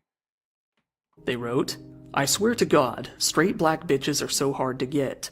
I try this fucking dating app and all I get are country white girls, nerdy white girls, or straight goth dykes, straight men. God You're a straight goth dyke. What? What are we talking about? You are literally you that's what people see you as, G. That's what people see you as. I hate to say it. But you literally hit the nail on the head. Like no, you get matched with the people that would probably match with you. Holy hell. Why is this so crazy? You pissed off because you want to match with hot girl Summer, And it's like, bro, come on, G. They not checking for you. You look like My Chemical Romance, G. You look like Taking Back Sunday. You look like All American fucking. Skip it up and down. Alright, chat, come on now, man. Like, what is she on, bro? You know how you coming, G. Why you pissed off that you get what you like put out?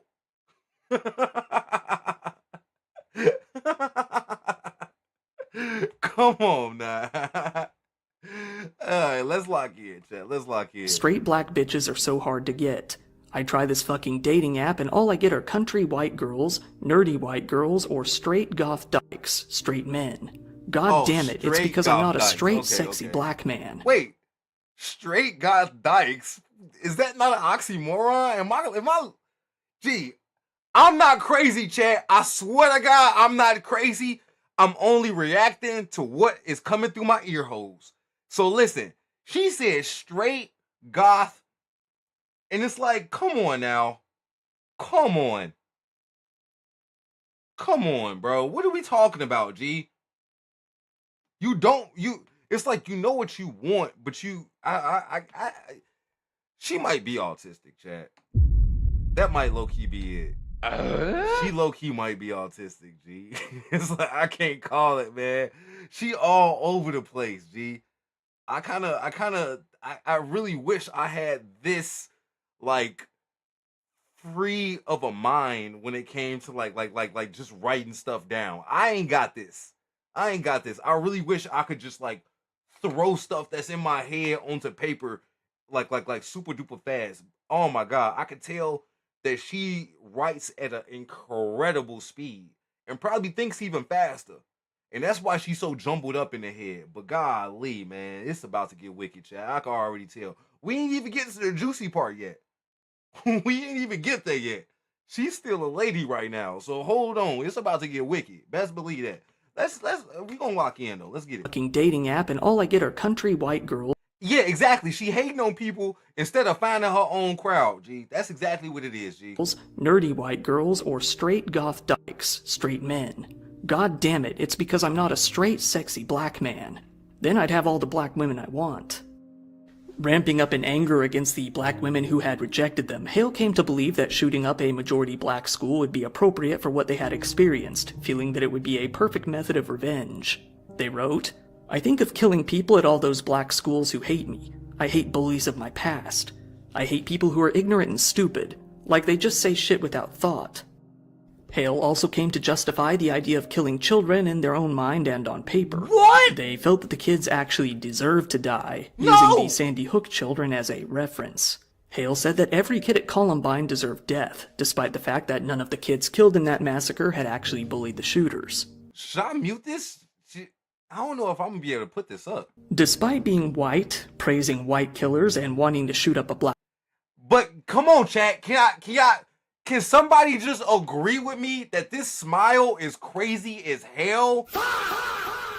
Like, bro, it looked like she ready to bite somebody, G. It looked like she will take a bite out of a nigga, G. Her jaws look strong as hell. She looked like somebody familiar, G. I don't know who it is. Like, I don't know, man. But she looked like a biter, chat. Like, maybe she just got great teeth. Maybe she got great teeth in a terrible smile. Maybe that's what it is.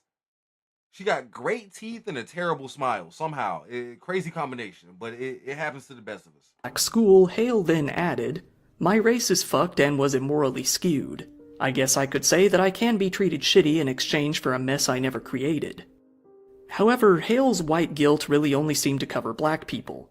Hale had no problem with showing hatred towards other groups, writing, "I hate US society, not African or other culture outside the border except you Germans and Muslims. I hate you what? ugly Indians." What? It was now March Whoa. 24th, 2000, Hale's 25th birthday. Wait. However, Hale's white guilt really only seemed to cover black people. Hale had no problem with showing hatred towards other groups, writing, I hate US society, not African or other culture outside the border except you Germans and Muslims. I hate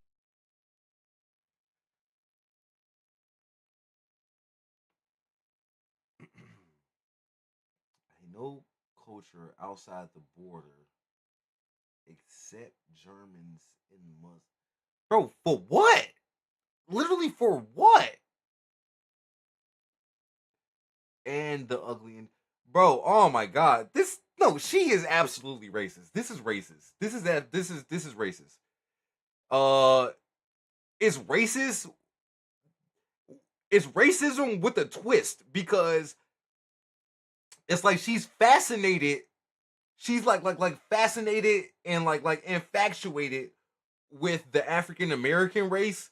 She wants to be accepted so bad, yet she has such disdain for her own race. And then she also has like a skewed opinion on Germans and Muslims that it's like, bro, how many Muslims do you even know? How many German peoples do you actually know? It's like, yeah, we all knew about like the Holocaust and you know about the mustache guy. We all know about that, but it's like, how many evil Germans do you know? How many evil Muslims do you know? It's like, Indian people are absolutely beautiful. I don't know. To call them ugly as a whole people is absolutely insane, G. That's absolutely insane, bro. That's like saying, bro, you can't call a whole people. You know what? That is cool. That's cool. Go call that whole people ugly, but just realize it's a whole group of people that's probably calling you ugly at the same time. And it's probably not them. I'm gonna keep it a buck with you.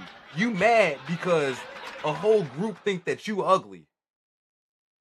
You mad because you truly believe that a whole group is not accepting you and think that you ugly. Yet you are willing to ostracize and demonize a whole group just because you say that you hate them. That's what I'm saying, G. It's like, bro, they ugly. Who are you?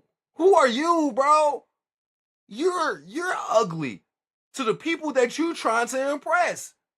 It's like, gee, who are you, bro? You don't you don't have a right to say any of this stuff. This is just your stinky opinion, and it smells like your asshole. And oh my god, dude, you gotta do better, baby. Lock in, G. Yeah, if it's jealousy, just say that. That's where I'm at with it.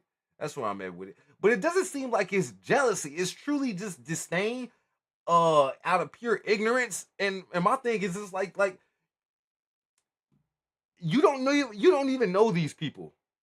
You don't even know these people. It's like you see a couple of people that you think is like weird on the internet, and now you make a bold ass statement based off of a couple of anecdotic ass clips. And it's like, bro, get out your mom's basement, bro.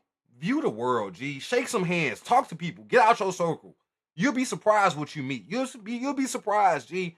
You'll be surprised the beauty and the mystery and the intrigue all around the world, bro. Everybody got something to offer, and I think that this type of thinking is so like it's contagious at that. It's polluting and it's contagious and it's absolutely disgusting. And it's like, yeah, nah, G. She needs to get locked up, bro. She needs to be in some type of psych ward because her wheels is not turning properly. Let's get back into the video, Shay. I'm sorry. You ugly Indians. It was now March 24th, 2000, Hale's 25th birthday. They wouldn't go about spending it in any meaningful way, though. Instead, they chose to seethe in anger and write about how angry they were at being rejected by women once again. Hale now had the desire to kill the woman who had rejected them as well, reacting about it in their journal and adding her to the hit list. They clearly wrote, "I will kill everything, destroy what you love most. I am blaming you for how my hatred for society came about, because you're just like everyone else. Typical, ungenuine, unkind, unloyal. As for you, you are on the death list. You will die eventually. You're Eve who ate the apple. Sin you are stained with, just like me. In July, Hale began to turn their attentions to another basketball teammate from middle school to obsess over. This was the woman whose name was Sydney.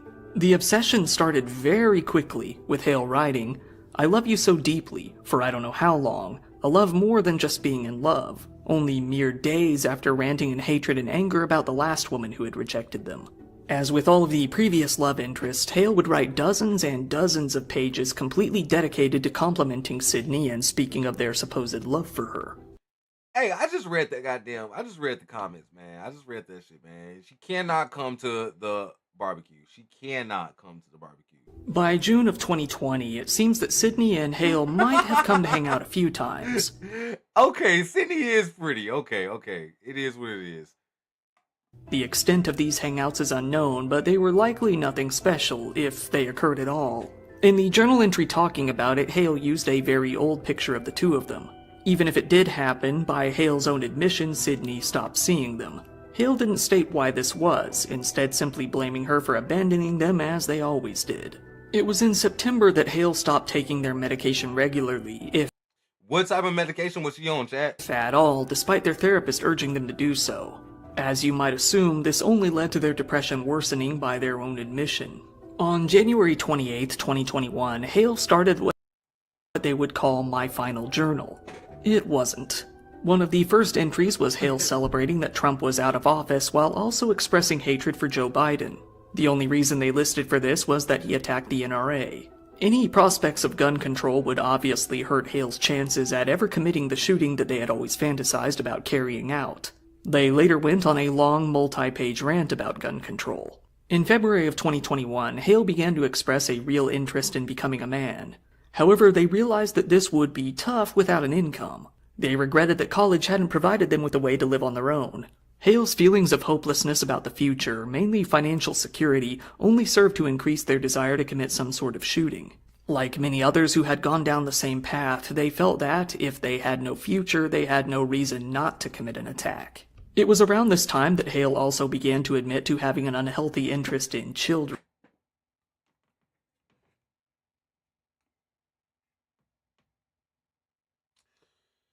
So you can't tell me she not a Gryffindor right now, bro.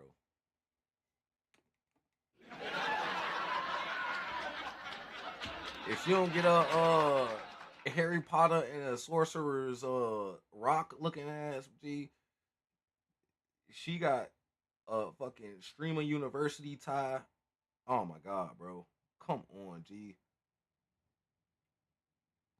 Looking like Lord Farquaad. Specifically young girls. There were a number of reasons that they were so fixated on the basketball girls from middle school, but they made this reason very clear, writing, "When I look at photos of you as a teenager or preteen, my heart beats loud and my body gets hot. 10 to 11 or 12 years old, you were already looking like a woman." The page then continued along these lines. In this dark obsession, Hale's hatred for white people and obsession with black girls only grew in intensity. By this point, Hale despised their own race, blaming their color for being the reason that they couldn't attract straight women. The rhetoric in their writings no longer left any doubt. One excerpt read, "White people are disgusting, sickening, disgraceful, hateful. White people destroy black lives until they are so tired and numb they don't even know what to feel. I know why black people who are female and beautiful ignore me and don't want to be around me. It's because of the racial tension."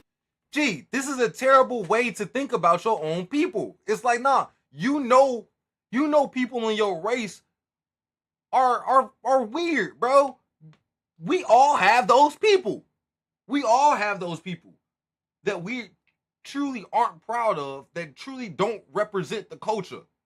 We have those of all races. We truly do.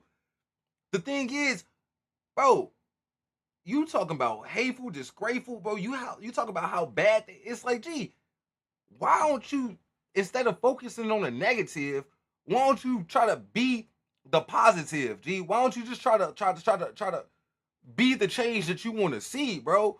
Stop dwelling on all that negativity, bro. If these black people ain't rocking with you, go find something that is, G. It's gonna be all right. It is gonna be okay, bro. Find the people that's gonna rock with you, G. That is what it is, bro. Everybody ain't gonna do it though. And you can't force people to. That has been fragile. And you can't call them racist because they don't rock with you. And you can't say, oh, this is because I'm white, because the black people don't like me because I'm white. And man, nah, bro, they don't like you because you probably fucking weird, bro. I'm gonna keep it a buck. No one likes a weirdo, G. In our country lately. Who wants to be around a white and waste their time? It's not Hale bad, began bro. to quite literally white knight them, saying, "If I put myself in a dangerous situation that a black man or woman will potentially get hurt or killed, I will risk my life, even succumbing to my own death. Their lives are much more valuable than mine." But then Hale also started drawing fairly stereotypical renditions of nude black women in provocative positions. Weird. Hale decided to draw their own logo of sorts, calling it the Dark Abyss. The logo was made with the intent to show that they had been swallowed up by a black hole of depression and had abandoned all hope of ever getting out of it. Instead of for themselves, they would go on to use this logo as more of a symbol of their attack within their writings. That same month, Hale came to a realization. There was one school that would fit their goals more than any other. That would be their old elementary school, the Covenant, ironically the place where they had spent their happiest years. Hale listed out their reasons for attacking Covenant instead, saying that it was more isolated than Cresswell, meaning it would take longer for the police. There you go. There you go. There you go, Abs. Go get her. Go get her. To arrive, that being a Christian school would give them more notoriety, and that they wouldn't be called a racist. They began to stalk this school in the same manner that they had been doing with the middle school previously. Hale originally intended for the attack to take place on April 13th, 2021. This would have been done in order to serve as a tribute to Columbine, which took place on April 20th. As Hale's sanity continued to crumble, they began to believe that they were the reincarnation of Dylan Klebold, one of the Columbine shooters. This was mainly due to the fact that Dylan was depressive and couldn't find love. While this could apply to many people out there, especially teenagers, Hale saw this as a crazy coincidence. Hale expressed an anger towards Columbiners, fans of Eric and Dylan, for trivializing the massacre. They said that the Columbiners were in fact not like them, and they truly understood Eric and Dylan for what they were, that being gods. However, they decided to postpone the attack in order to focus more on gun training. Hale began to seek private instruction from multiple different avenues throughout Nashville. In turn, they also bought their first gun, and then another. In June 2021, though, Hale hit yet another roadblock in their plans. Their mother both discovered that they had owned a gun and that they had purchased a copy of the book The Columbine Diaries on Amazon. Whoa. Their mom brought this up to their new therapist, who clearly saw the whole thing as a problem. Hale agreed to give up their gun, the one that their mom knew of, and it was taken to their grandmother's home to be held. Then Hale was once again sent off to the same hospital as before for an evaluation. In private, Hale lamented over the fact that they had been caught, writing, "I just wish I was smarter and not have bought Eric and Dylan's published journals. Jesus Christ, what was I thinking? I made an ungodlike error, human flaw." They admitted to lying during their mental health assessment as well, downplaying the situation. They wrote, "I hate lying to kind-hearted angel doctors at Vanderbilt to help me while taking my assessment. They don't deserve it." The loss of the guns also really ate away at Hale. They poured their heart and mind out in their journal, ranting about wanting those guns back and being unable to stop thinking about their plans. Undeterred, Hale decided to request for a tour of the Covenant School in September of 2021. They said that this was in order to relive their elementary school years, but it was actually done in order to make sure that the layout hadn't changed from what they remembered. They prepared a detailed map of the layout of the school while on the tour and afterwards, deciding on what route they would take and even planning emergency routes if those didn't pay off. Despite everything going on, Hale still couldn't take their mind off of their old basketball teammates. In February of 2022, Hale showed up to a birthday party that a few of their old teammates were attending, completely uninvited. At first, Hale appeared to those around them to be extremely drunk. They were stumbling around, slurring their speech, and clinging to the other girls. Other people at the party were confused, noting that Hale hadn't been seen drinking anything. They concluded that Hale was probably pretending to be drunk, either to be seen as fun or seem like they needed protecting. It was hard to say.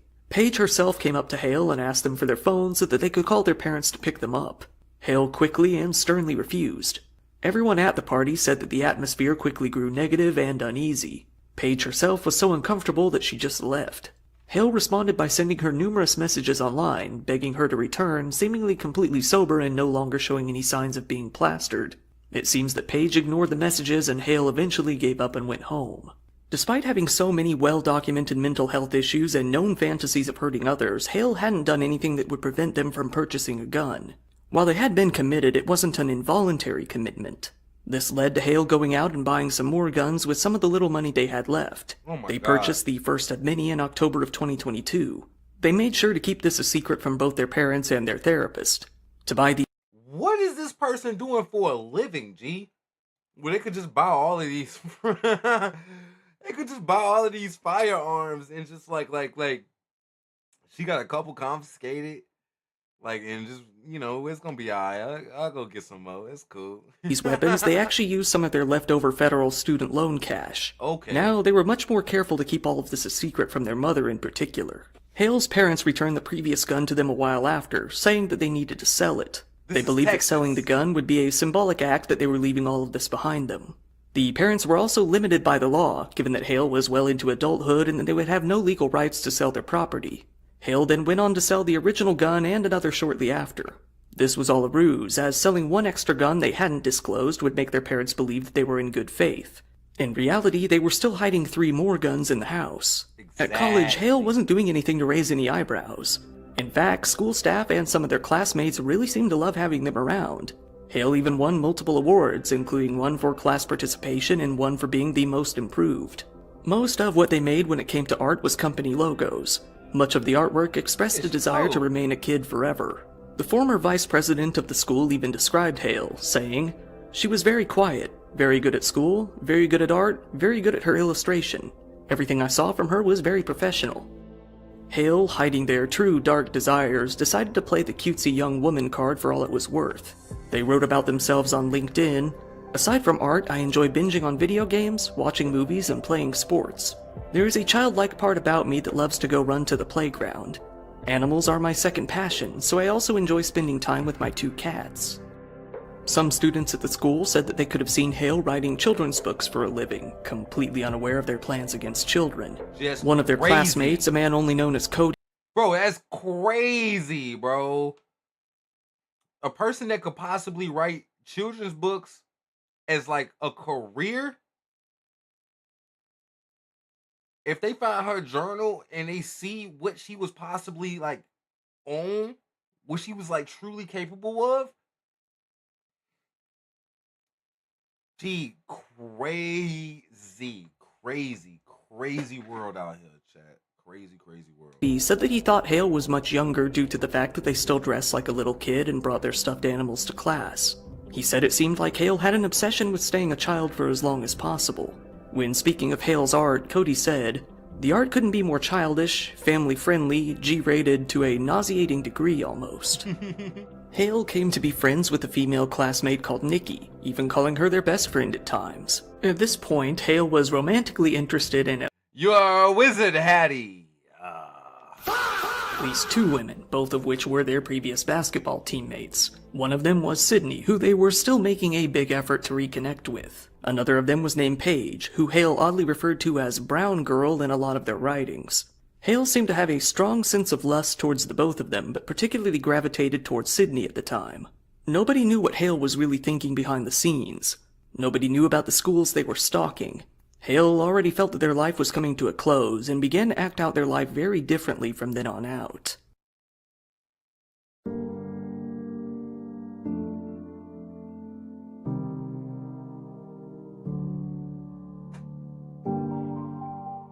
Hale decided that they wanted to die, so before that they decided to keep a record of all the things that they wanted to do before they passed on some handwritten notes that they kept in their room.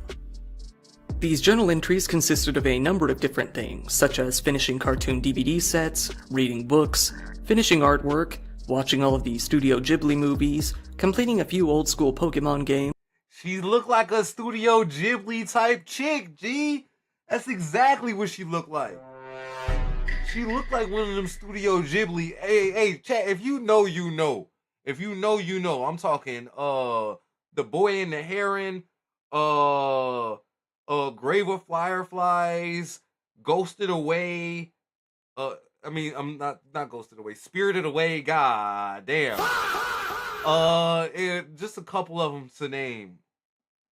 Gee, no. Studio Ghibli, gee, Yeah, nah. If you know, you know. Oh, yeah, okay, yeah. Okay, they got them right here. Ponyo. Yeah, they got a whole lot. Yeah, this is all of them. Oh yeah. House Moving Castle. That was a great one. Yeah, G, if you know, you know, man. watching a bunch of movies on Disney Plus. Oh my god. Okay, so she's seen all the Disney movies. Oh my god, no, she truly planned on self-exiting. She talking about, let me get all this. Let me watch all these classics real quick. G, I feel you. No, that's not the one I need to do for that. Yeah, it's like, all right, chat. Plus, getting the Kingdom Hearts books, watching full gameplay videos on YouTube, and finishing some puzzles. They crossed each item out as they progressed through them, finishing most of them. Hale decided to start keeping a journal that would be very reminiscent of that of one of the Columbine shooters, Eric Harris. Throughout his journal, Eric spoke with a lot of anger and fury.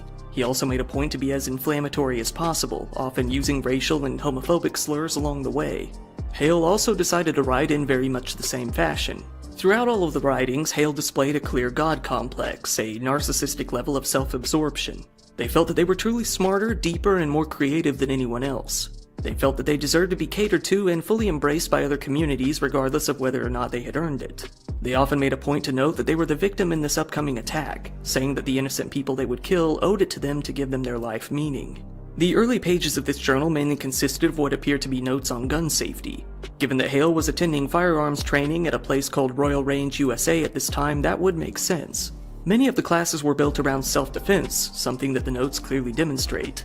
However, in Hale's mind, this was all simply a step on the way towards becoming a successful killer. After that, a list of gun show dates, times, and admission fees is shown. But very abruptly after that, the journal takes a much darker turn. Hale began to plan more concrete details of how they were going to prepare for the shooting. Given their nature, the majority of these pages were later redacted by the FBI in fear that other prospective school shooters might use them as a diagram for their own attacks. Oh, wow. All the while, Hale continued to obsess over articles, documentaries, and the writings that other school shooters had left behind. In particular, they began to take detailed notes about how they felt the killers did and did not succeed in their attacks. This was done in their mind to come up with a foolproof plan to eliminate as many people as possible. They stated multiple times that they would be a complete failure if they killed less than 10 people, hoping to wipe out at least 40 of them. Despite having once again planned the attack to take place in April, Hale once again postponed it. This was due to the fact that they would be graduating from college in May. Instead, they decided to go for either August or September of 2022 instead. It was when that August came around that Hale's plans would come to an abrupt halt. This time, it wasn't due to interference from their parents or therapists. This time, it was due to an emotionally devastating event. Sydney, one of the women they felt they were in love with, had died in a car accident. They couldn't believe it. What? They said that they had even started to identify as a lesbian publicly for her. They said that they were in a relationship with Sydney, although this is guaranteed to have been a lie. Regardless, the two of them may have hung out a few times. Hale had posted some pictures of them together on social media to appear as if they were in a relationship, but Hale also had a bad... Whoa, okay, so, yeah, no. Oh, wow. You think she did it? Oh, wow. lie. Regardless, the two of them may have hung out a few times. Hale had posted some pictures of them together on social media to appear as if they were in a relationship, but Hale also had a bad habit of using very old photos with the girls. Still, losing the only friend from this group of girls who still gave them the time of day even once in a while served to cause a complete breakdown of their mental state. After this time, even Hale's own teachers noticed that all they posted on social media was about Sydney, incessantly, non-stop, to the point of concern. This also appeared to awaken something within Hale, as it was during this depressing time that they decided to come out as transgender, at least partially. Hale later wrote themselves that this was due to the fact that they never even knew that changing one's gender was even an option in the first place, writing, "It was only until my early 20s I finally found the answer, that changing one's gender is possible." Hale, despite coming out as transgender, still used both their female and male names, Audrey and Aiden, interchangeably, sometimes in the same passages. It's evident on one self-portrait drawing they paired with their self-written description. In it, they introduced themselves as Audrey while using Aiden as the contact email. Their usage of pronouns was all over the place as well, with Hale even writing that their sense of gender was still very much uncertain. Regardless, Hale decided to take a crack at coming out as a man completely. There was one person that wasn't really okay with this, that being their mother. Given that Hale's mom was devoutly religious, she refused to accept anything along those lines. While she didn't care what Hale did outside the home, she forbid them from dressing like a man inside their house. So Hale would simply wait until leaving the house to dress in male clothing. Even then, sometimes they would still Yo, so she was at the crib doing all of this stuff. leave the house and proceed on with their day as a female. One of their neighbors said that Hale still, at that time, introduced themselves as female, instead insisting that they were just a tomboy. This neighbor continued to address them as Audrey and use female pronouns, something that Hale never corrected them on. All the while, Hale still kept posting about Sydney's death on social media. They continued to post pictures of themselves with Sydney again and again, talking about how much they missed her. Hale also began to speak more of depression in general, despite having hidden it fairly well for many years. One of their old teachers grew very concerned, saying, "From what I saw on her social, she was suffering. She had been openly grieving about that on social media, and during the grieving is when she announced that she wanted to be addressed as a male." About Sydney, Hale later wrote privately, using a mixture of compliments towards Sydney and narcissism about themselves. By this point, Hale had grown so self-absorbed that they had a hard time giving compliments to anyone, instead finding a way to work their own greatness into the comment. Hale wrote, "Sid understood me when no one else did or could. She would comfort me and knew without saying a word.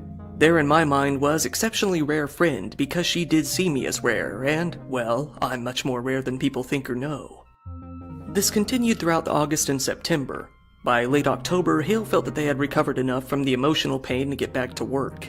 The journal entries picked up again and the plans to commit an attack continued as normal. Given that September had passed, it was time to select a new date for the day.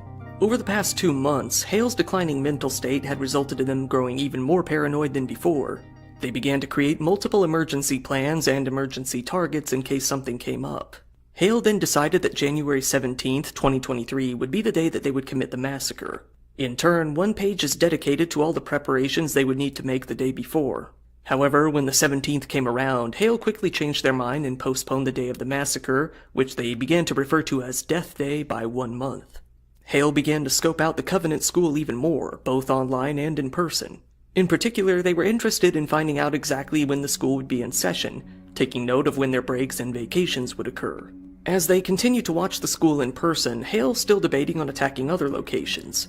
They made notes as to the security situation of a local mall, deciding that it wouldn't be a safe target to attack due to security. Writing the next page, Hale displayed a sense of urgency. Writing that the president at the time, Joe Biden, was planning on banning assault weapons, Hale made a note of the next voting term. In large letters, they wrote "corrupt fucker" underneath that information. By November of 2022, Hale was drawing up their next plans for how the massacre would play out. Not only that, but they were conducting test runs at the school. For the next couple of months, they would pull up to the school and time themselves doing various exercises. They would even begin to come up with concrete backup plans. Hale started making notes of the staff at the school as well, dividing them into categories based on gender. Walkthroughs, bro? She doing she doing practice trials and walkthroughs just to make sure everything's like the way she wants it to be? This is insanity here, chat. While they didn't make a comment as to why they chose to separate them, it seemed important to them.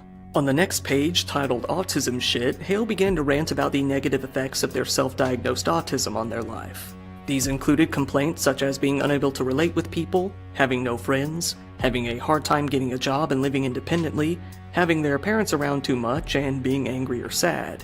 It's also worth noting that Hale seems to associate their identity issues with autism as well, writing "gender identity is fucked" towards the bottom of the page.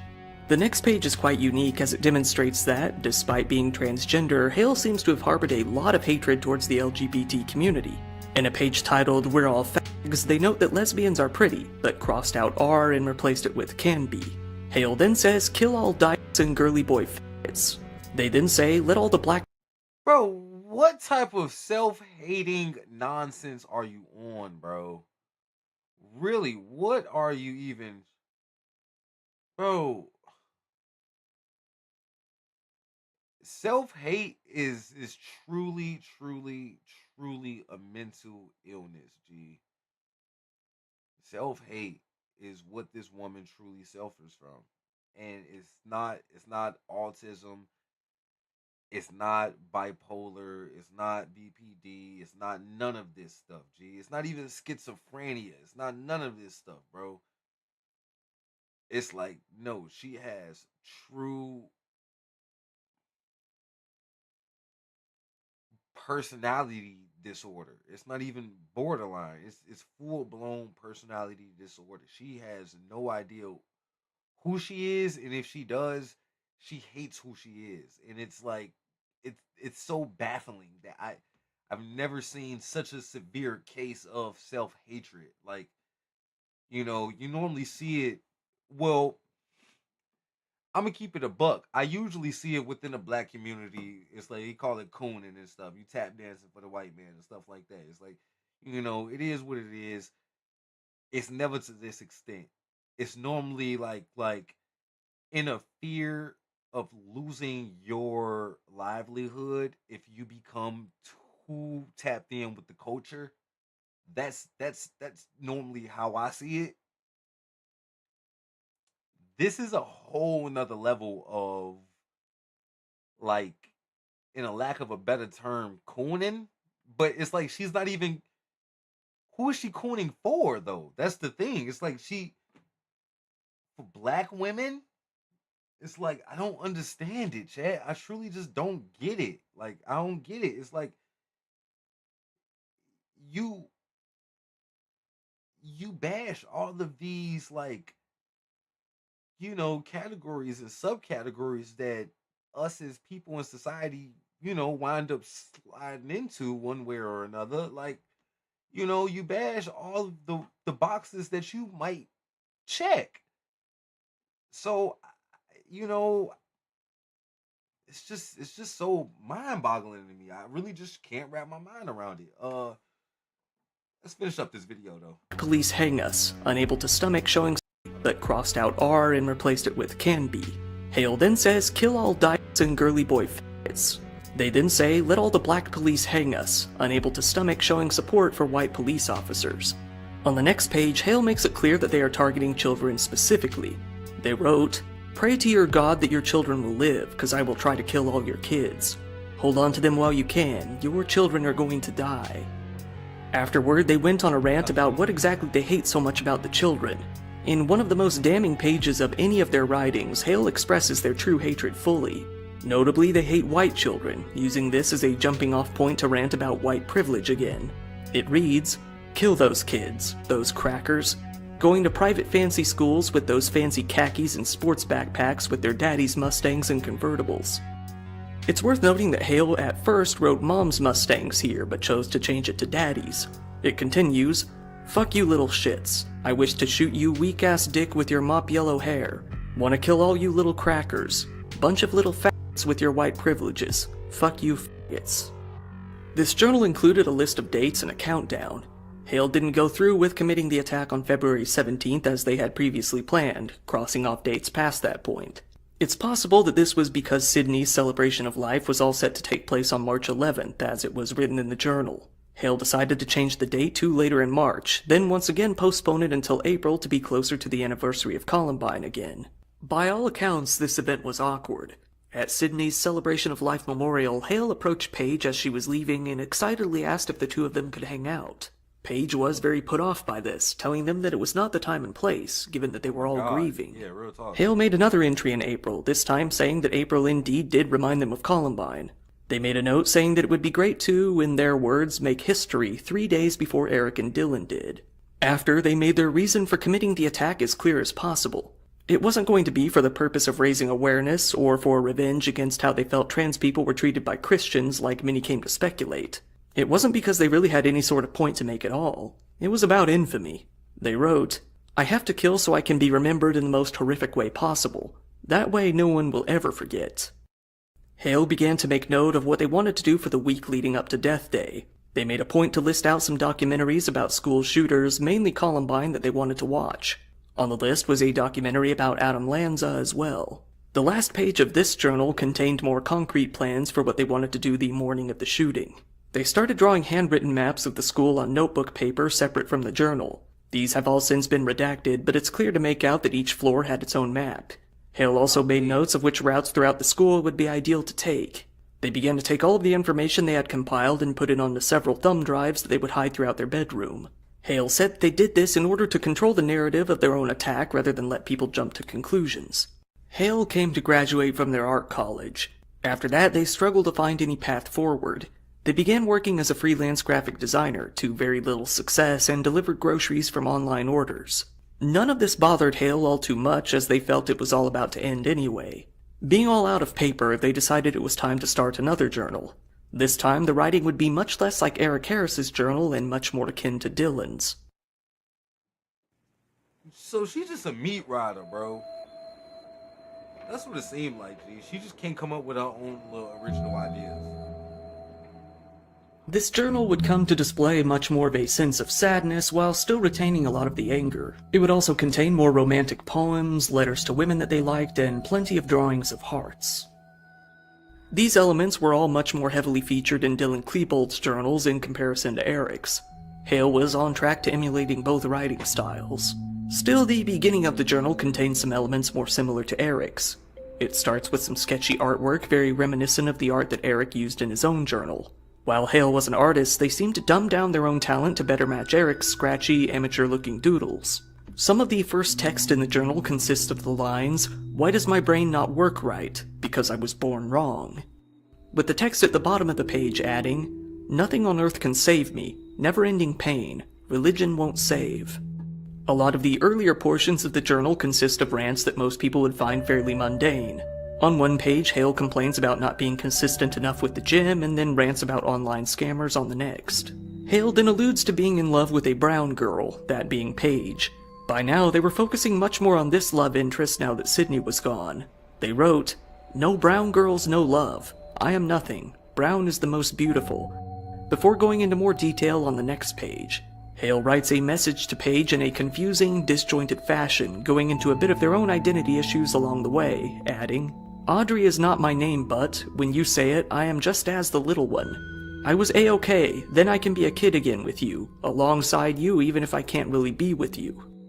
The next 3 pages of the journal contain more of these teenager-esque love poems before Hale took a break to complain about failing at freelance jobs multiple times before once again returning to the love poems afterward. Later in the journal, after many more pages of love poems and ramblings about who she kept calling the brown girl, Hale wrote of their mental illness for the first time in this book. They wrote, "Love cannot be real if my autism is." A few pages later, there is a message that mentions Sydney. Bro, it's not your autism, and It reads, "I know Sydney is waiting for me. My time is coming soon to leave this realm behind, all my pain, and all that I have except you." Hale continues to speak of both Sydney and Paige throughout. While the FBI censored their names in the handwritten scans of the journal, among many other things, the names were left unobscured in a text transcript of its contents. This is where we can see that Hale mentions Paige by name, surrounded by hearts. After writing a few more pages, Hale further stated their desire to commit a massacre in written form. Oddly, it was in the form of an apology, seemingly directed towards Nikki, the girl they had come to see as a best friend in college. Going by the text transcript, they wrote, "I'm so sorry, Nikki. I didn't mean to plan my massacre on the 17th. I'm going to be a terrible shit for leaving you. How bad my heart hurts. Tomorrow is my last day on Earth. I love you. I am so sorry."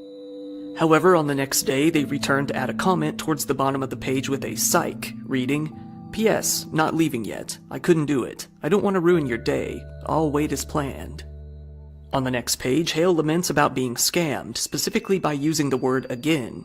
By the nature of the writing, it's apparent that they had been scammed out of money by people online multiple times at this point, although the nature of how it happened isn't quite known. Hale also mentioned breaking a figurine, noting that it was done during an outburst of anger and sadness. They regretted that they would leave the only things they loved behind. Underneath, Hale rants about being called bipolar, saying, "Then I'm told I'm bipolar by some prideful bitch. No one gets me. Everyone typical misunderstands autism." Underneath that, Hale comments more in the sense that they are gay, not transgender, writing, "I'm not emo or bipolar, yet a faggot with no lover." A few pages later, Hale once again mentions the upcoming massacre, again writing it in the form of an apology, this time to Paige. It was edited later, reading, "Paige, I'm going to kill people tomorrow." Tomorrow was crossed out and replaced with someday. "Please don't be mad. I'm going to do something so bad tomorrow." Again, tomorrow is crossed out to read sometime. It's too sad to even think what you might feel. I'm so sorry. A few pages later, Hale, once again using slurs against gay people, described their feelings towards their father while drawing what appears to be a man being shot. It seems they harbored some hatred towards him for being retired. While redacted in the journal, the text version reads, "Having a father in this life is gay. No actual job, no actual responsibility. Drop dead, it." On the next page, they also list that they What's she going on her daddy for? What did he do? wanted to be there for Nikki on her birthday. Over time, Hale's journal entries grew less angry and more depraved. Rather than sticking to love poems, they began to state their regret that, due to not having the male appendage, they wouldn't be able to, let's say, have anal relations with a young brown girl, specifically writing it out and even including a drawing. Hale began to rant about their parents' wealth and white privilege, something that would continue to be a talking point from then on out. The writings then proceeded to mainly consist about rants of not having a penis, being unable to get up early for work for the delivery job, wanting to die, and various other smaller complaints. Periodically, Hale would continue to rant about their issues with their dad, calling him by gay slurs and stewing over the fact that they felt unloved by him. It wasn't too long before Hale continued to rant about politics as well. They drew a picture of a torn American flag and led with the headline, "So now in America, it makes one a criminal to have a gun or be transgender or non-binary," notably putting being a gun owner higher than being transgender on the oppression rankings. Later on down the page, they ranted that soon America would be like England, writing, "Soon this goddamn country will turn out no fun like England or Europe. No guns, no gender rights, no freedom of speech or pursuing of radical ideas, no mischief. You can't even carry a knife in England, fucking pussies." Ending off, they wrote, "So now because of you, I wish death on myself because of the pure hatred of my female gender. With no rights, anyone's country is a shitty dictatorship." From that point onward, much of the journal consists of seemingly random, disconnected lists with little explanation, along with anger towards their female body and expressions of love towards Paige. This culminated with an entire page detailing their hatred of their own body that they see as ugly compared to true beauty, which is Paige. Shortly after, it appears that Hale had once again decided on a day for the massacre, one that they were determined to make happen. They decided on March the 27th. This was done using complicated formulas in which Hale picked numbers significant to them, like their, Sydney, and Paige's jersey numbers, the Columbine anniversary, and more. These formulas would have only made sense to them. They wrote, "Death Day, 3/27/23. I can't wait. Nature needs enigmas. I am one, thank God. I will feel much better without bastard. Who needs fathers? Definitely not me." On the next page, though, Hale once again went on a long-winded ramble about loving Paige. It was here that it was implied that Hale hadn't actually had any contact with her for a long time. From the writing, it seems that Hale attended a live show in which Paige was performing on February 27th. After the show, it is written that Paige put her hand on Hale, and in turn they did the same. They wrote, "So when her hand laid onto me after the show, it's being touched by an angel. But my problem is living in hell. My mind and my body is a prison. Anything that triggers it, or stimulates it, only makes things worse. She made history that night even if she was nervous and her back felt clammy. Only natural to sweat with having a first live show, and she's still beautiful. She knows who she is, and all the rest of the world in time will too. She's famous to me, a star to many. Little does she know how we will soon share the same fate. She will live a legend and I will die a shooter, hopefully to become infamous. I will make history too. No one will forget neither of us. She will be the blessing, and I will be the horror to inflict pain." Hale then started a new trend in the journal by writing the next pages as if they were directly speaking to Paige. In one page, they once again reiterated that they wanted a male member so that they Bro. This is insanity. What the hell? My imaginary penis. My penis exists in my head. I swear to God, I'm a male. I think about sexual fantasies, about how if my was real, I F the girl I love in the A. I want to know what that's like. But I would never, because I'm damned to be born this way. I swear I swear to F I hate it. It's so goddamn, I don't know. It's a effing curse. Having a brain like mine is like having godliness, but it's prone to making poor ass decisions, like putting my Aiden name while filling out paperwork for Instacart, and now my could insert it into her backside. They then went on a very long, dense rant about their mother not being able to accept their sexuality.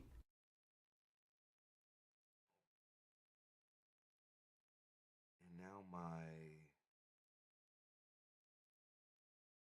I don't know. Now my BD didn't clear, and I'm possibly not going to get the job. Okay, your background check didn't clear. Bro, she's an idiot. She put Aiden on her Instacart paperwork, and now she pissed off that her background check ain't finna clear. Bro, what is your problem? I can't read this. This is gibberish after this. As the rant continued, they expressed an interest in attaching male members to their stuffed animals as well, which they did. Hale went into graphic detail about making the male stuffed animal penetrate the female in the backside repeatedly, adding that putting it into the female area was too hard because the male stuffed animal was far too big. The rant itself is too graphic to read on YouTube, but in the end, Hale mentioned that this play lasted all night and into the morning, ending with, "God, I am such a pervert. I waste too much time in my fantasies." After these pages began a countdown. Hale would continue to document their feelings of anger, sadness, and excitement as the day approached while still making periodic drawings and poems towards both Sydney and Paige. After, there was a message expressing a desire to please Eric Harris and Dylan Klebold in the afterlife with their upcoming attack. On March 25th, Hale decided to go out for the day. Nikki's mother, Julia, said that Hale came over to their home to celebrate Nikki's birthday. It had been a while since they had met. The two went back into Nikki's bedroom, shared a steak, and spent the next several hours playing video games and drawing together. Hale didn't mention this in the journal at all. Instead, they wrote about their trip to the gun range and what they experienced along the way.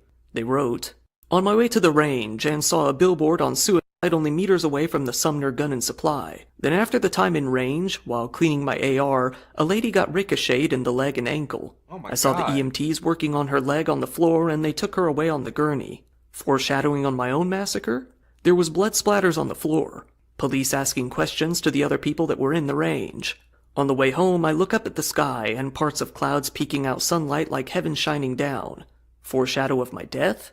Saw sunlight peering clouds twice in a row this week. Are the angels telling Sid I'm gonna die soon? Huh." Hale prepared one more journal entry in preparation for the attack. This page showed a very detailed plan, down to the minute, of how the attack would play out the next morning.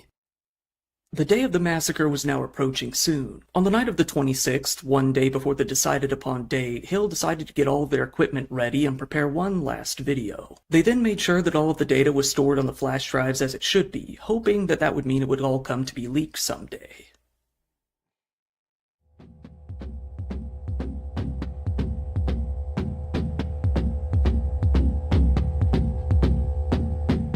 The morning of the 27th finally came. It was the day that Hale had decided on for their attack. This time, they weren't going to back down at the last moment. They spent some time in the early morning finishing off the journal, adding a few more pages to top the whole thing off. They began with, "Forgive me, God, this act will be inglorious." On the next page, they continued, "Today is the day. The day has finally come. I can't believe it's here. Don't know how I was able to get this far, but here I am. I'm a little nervous, but excited too. Been excited for the past 2 weeks. There were several times I could have been caught, especially back in the summer of 2021. None of that matters now. I'm almost an hour and 7 minutes away. Can't believe I'm doing this, but I'm ready. I hope my victims aren't. My only fear is if anything goes wrong. I'll do my best to prevent any of the sort. God, let my wrath take over my anxiety. It might be 10 minutes tops. It might be 3 to 7. It's gonna go quick. I hope I have a high death count. Haha." Hale left the entire second half of the notebook completely blank, only continuing on the very last page. They concluded with, "Remember me for the good things, Audrey," oddly ending the journal by signing with their female name. At the end, Hale left one more note for their parents, mainly instructions on how to care for their possessions after their death. They put this final paper into the journal and closed it for good. That Monday morning, Hale picked up their red duffel bag full of supplies along with a backpack and headed for the door. Their parents asked what was inside, but Hale told them it was nothing and not to worry. At 8 a.m., they left the house and hit the road, heading for Royal Range, USA, the range in which they had previously taken gun lessons. However, they didn't plan on actually attending the range. Instead, they only parked in a corner of the parking lot far from the building, loaded their guns, and put on a tactical vest containing extra magazines. Shortly after, Hale got back into the car and headed towards the target, the Covenant. At around 9:30 a.m., Hale arrived at the school and parked in the parking lot near the west side of the building. They continued to sit in the car for some time, debating on how to proceed. Before that, though, they wanted to send one more message, this being to Paige herself. Hale made a vague post on Instagram that was directed towards Paige. After, at 9:57 a.m., they messaged her directly, saying, "So basically that post I made on here was about you. That was basically a suicide note. I'm planning to die today. This is not a joke. You'll probably hear about me on the news after I die. This is my last goodbye. I love you. See you again in another life. Audrey/Aiden." Paige reacted almost immediately, saying, "Audrey, you have so much more life to live. I pray God keeps you and covers you." Hale agreed that this was true, but stated, "I know, but I don't want to live. I'm so sorry. I'm not trying to upset you or get attention. I just need to die. I wanted to tell you first because you are the most beautiful person I've ever seen and known all my life. My family doesn't know what I'm about to do. One day this will make more sense. I've left more than enough evidence behind, but something bad is about to happen." It still don't make sense. Paige was shocked, later stating that while the two were close as kids, she hadn't actually talked to Hale in years. She wasn't even sure why she, of all people, was the one getting this message. Nevertheless, she called an emergency hotline and the sheriff's office right after. Little did she know, it was already too late. By the time she was making the call, the plan was already in motion. Hale, armed with an AR pistol, a 9mm carbine rifle, and a handgun, made their way up to the entrance. They pulled up their gun and shot through the glass doors, shattering them. They then walked through the open glass and into the building. Michael Hill, the school custodian, was cleaning a nearby room at the time. Hearing the glass shattering, he went out into the hall to see what had happened. He then locked eyes with Hale right there. Seeing the guns, he turned around to start running away.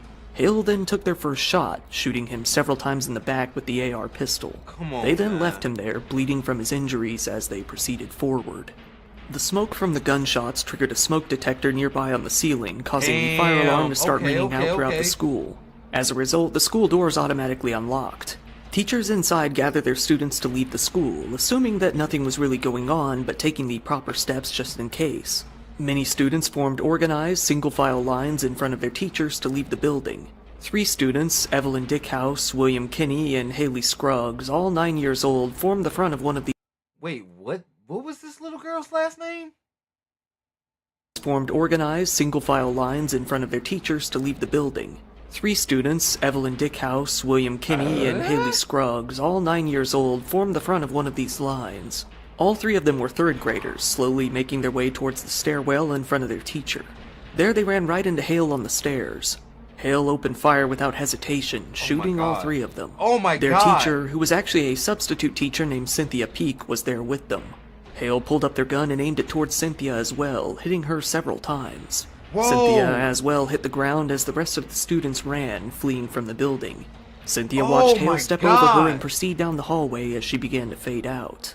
Other students and teachers, hearing the gunshots, realized what was really going on. They all filed back into their classrooms as per the protocol.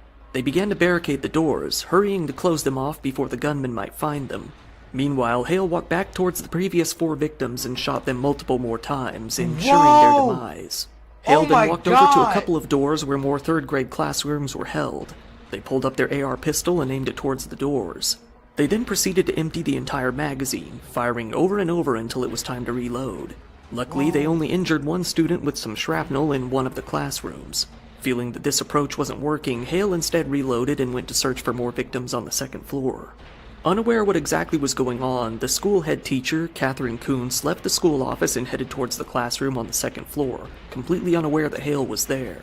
Hoping to investigate the source of the fire alarm, Catherine unknowingly came across the culprit immediately, locking eyes with Hale then and there. Catherine asked Hale what they were doing there. Hale didn't respond, instead pulling up their gun and firing a volley of bullets once again. After Catherine collapsed to the ground, Hale approached her and shot her twice more at point-blank range. Oh my God. After this, Hale switched to using their rifle. They began to look for more potential victims in the rooms near Catherine's body. After turning up no more potential victims, Hale instead made their way to the church offices where Catherine had come from. Hale entered into these rooms and began to look around, but they didn't look hard enough. Just out of sight, many staff members were actually hiding underneath desks and within some cabinets. Luckily, Hale left the room once again without ever seeing them. Hale instead walked towards a nearby stairwell to go back down towards the first floor of the building. It was around this time that the police received their first call reporting an active shooter. When the police arrived, a teacher ran up to them, telling them that many of the students were still in lockdown and that a few seemed to be missing. Hale, by their very own criteria, was failing. They had wanted to kill 10 people. At this point, they had shot 6 and couldn't find any more. They had written in their own journals that anything less than 10 meant they were an amateur, a failure, and nothing near godlike. In a burst of sheer anger, they began shooting their gun into a television nearby. Screaming, they started shooting at a pair of double doors right after. Feeling dejected, they decided to walk back up to the second story of the building. There they entered into the chapel room, a sanctuary that displayed a large stained glass image of Adam and Eve. Hale aimed up towards the glass and shot it out, firing 7 bullets in total. They then walked towards a nearby window and noticed the police cars outside. The fire alarm had been so loud that it would have been impossible to hear them approaching. Hale began to fire out of the windows towards some police officers and their vehicles. After a 2-minute gunfight, they failed in injuring any police, only managing to disable some of their cars. The police have learned a lot since Columbine. They found it's by far better to enter into the building and risk dying as a hero than it is to wait outside for the attack to end. Hale, being obsessed with Columbine, likely didn't expect this to be the case. It was around the end of this gunfight that a few more police officers had entered into the building. Due to both the sound of the gunfire and the fire alarm, Hale had no idea they were coming. At 10:25 a.m., the 5-officer police team approached Hale in the sanctuary. Right away, one officer opened fire with his rifle on Hale, catching them off guard and knocking them to the ground. While their original intention was to take Hale into custody, they noticed that they were still holding a gun. Once Hale's arms started to move towards them, they could no longer take any chances. A second officer fired their 9mm pistol towards Hale, fatally wounding them in the process. In total, Hale was shot 4 times. Once in the left arm, once in the right thigh, once in the chest, and once finally in the head. It was now all over. By 10:27, the police had managed to clear out the rest of the building, finding no other gunmen in sight. They took the 3 young victims outside to the ambulances, but it was already too late. All 3 of them were pronounced dead upon arrival at the hospital.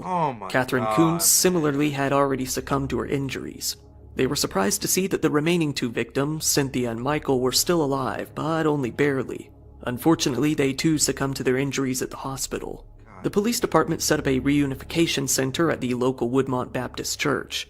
Throughout the afternoon, busloads of confused, frightened children were taken there to meet up with their parents. It was later found that Hale had fired their guns 152 times during the whole attack, 126 times from the AR pistol, 25 from the rifle, and once from the handgun. Chat, these aren't cheap guns, chat. This is like $2,000. This is like $2,500 worth of firepower right here. This is like $2,500 worth of firepower. At least, chat. Let me get my face off. This is what we working with. She came in there, bro. Come on, bro. Come on. To the point you got your little symbol engraved on it. Gee, you in too deep, man. You are in way too deep, G. Hale still had 272 rounds on their person, meaning that the attack could have continued for quite a long time if not for the police intervening. 6 people had lost their lives in the attack, all killed completely at random. One of the children, Haley Scruggs, was, by pure coincidence, the pastor's daughter. The police made their way out to Hale's car and found a mountain of evidence. Inside was their wallet, keys, phone, their beloved stuffed animals, and even more loaded magazines. Inside the backpack Hale had brought were the 2 journals as well as maps of the school. It was found within these writings that Hale had planned on attacking them all and then their own family members after as a finale to the entire attack. Luckily, this didn't happen. Once they figured out who their attacker was, the police were quickly able to locate where they lived. They went out to Hale's home to conduct surveillance while waiting on a search warrant. They saw Hale's father leaving and stopped him a short distance away from the home. He said that he had heard of the attack on the school and worried that Hale might have been involved. Not knowing who might be inside, the police didn't take any chances and made their way into the home tactically after getting their warrant. Throwing in a few flashbangs, they made their way inside. They located Hale's bedroom shortly after, finding a mountain of evidence relevant to the case. They dug up many, many more notebooks and writings. Oh my God, Chad. She literally wrote a whole goddamn Lord of the Rings, Harry Potter trilogy series on this shit, bro. And I bet after all of this, it still don't make sense, Chad. Look at all of this. Oh my God, this is the epitome of in too deep, G. You gotta realize that she took the time to put stickers on all of this shit. She wrote in all of it. Like, bro, this is years and years and years of evidence piled up here. And she's only, what, 22? 20 some years old? Like, bro, you went out sad, man. You went out so sad. Most of which were completely irrelevant to the investigation. They also took all of Hale's electronic devices and flash drives. They found yet another gun hidden in the bedroom, this being a 12-gauge shotgun. Then they found a t-shirt very similar to the one that Hale had worn in the attack, displaying their full logo on the front.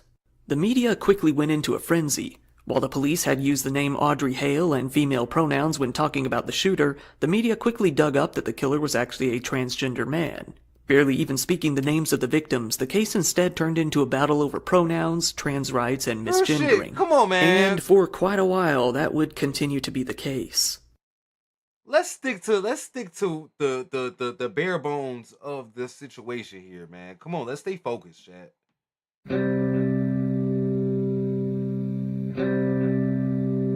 Alright, come on. Hang out with me, y'all. Hang out with me. We almost over with it. Come on. Y'all can get through. Shortly after the shooting, the Covenant School issued a statement asking for some privacy during these tough times, especially while the investigation was still going on. A memorial was then set up outside the school where a lot of people came to pay their respects. At the nearby Belmont University, a concert was held in honor of the victims, with many famous celebrities like Carrie Underwood coming out to perform.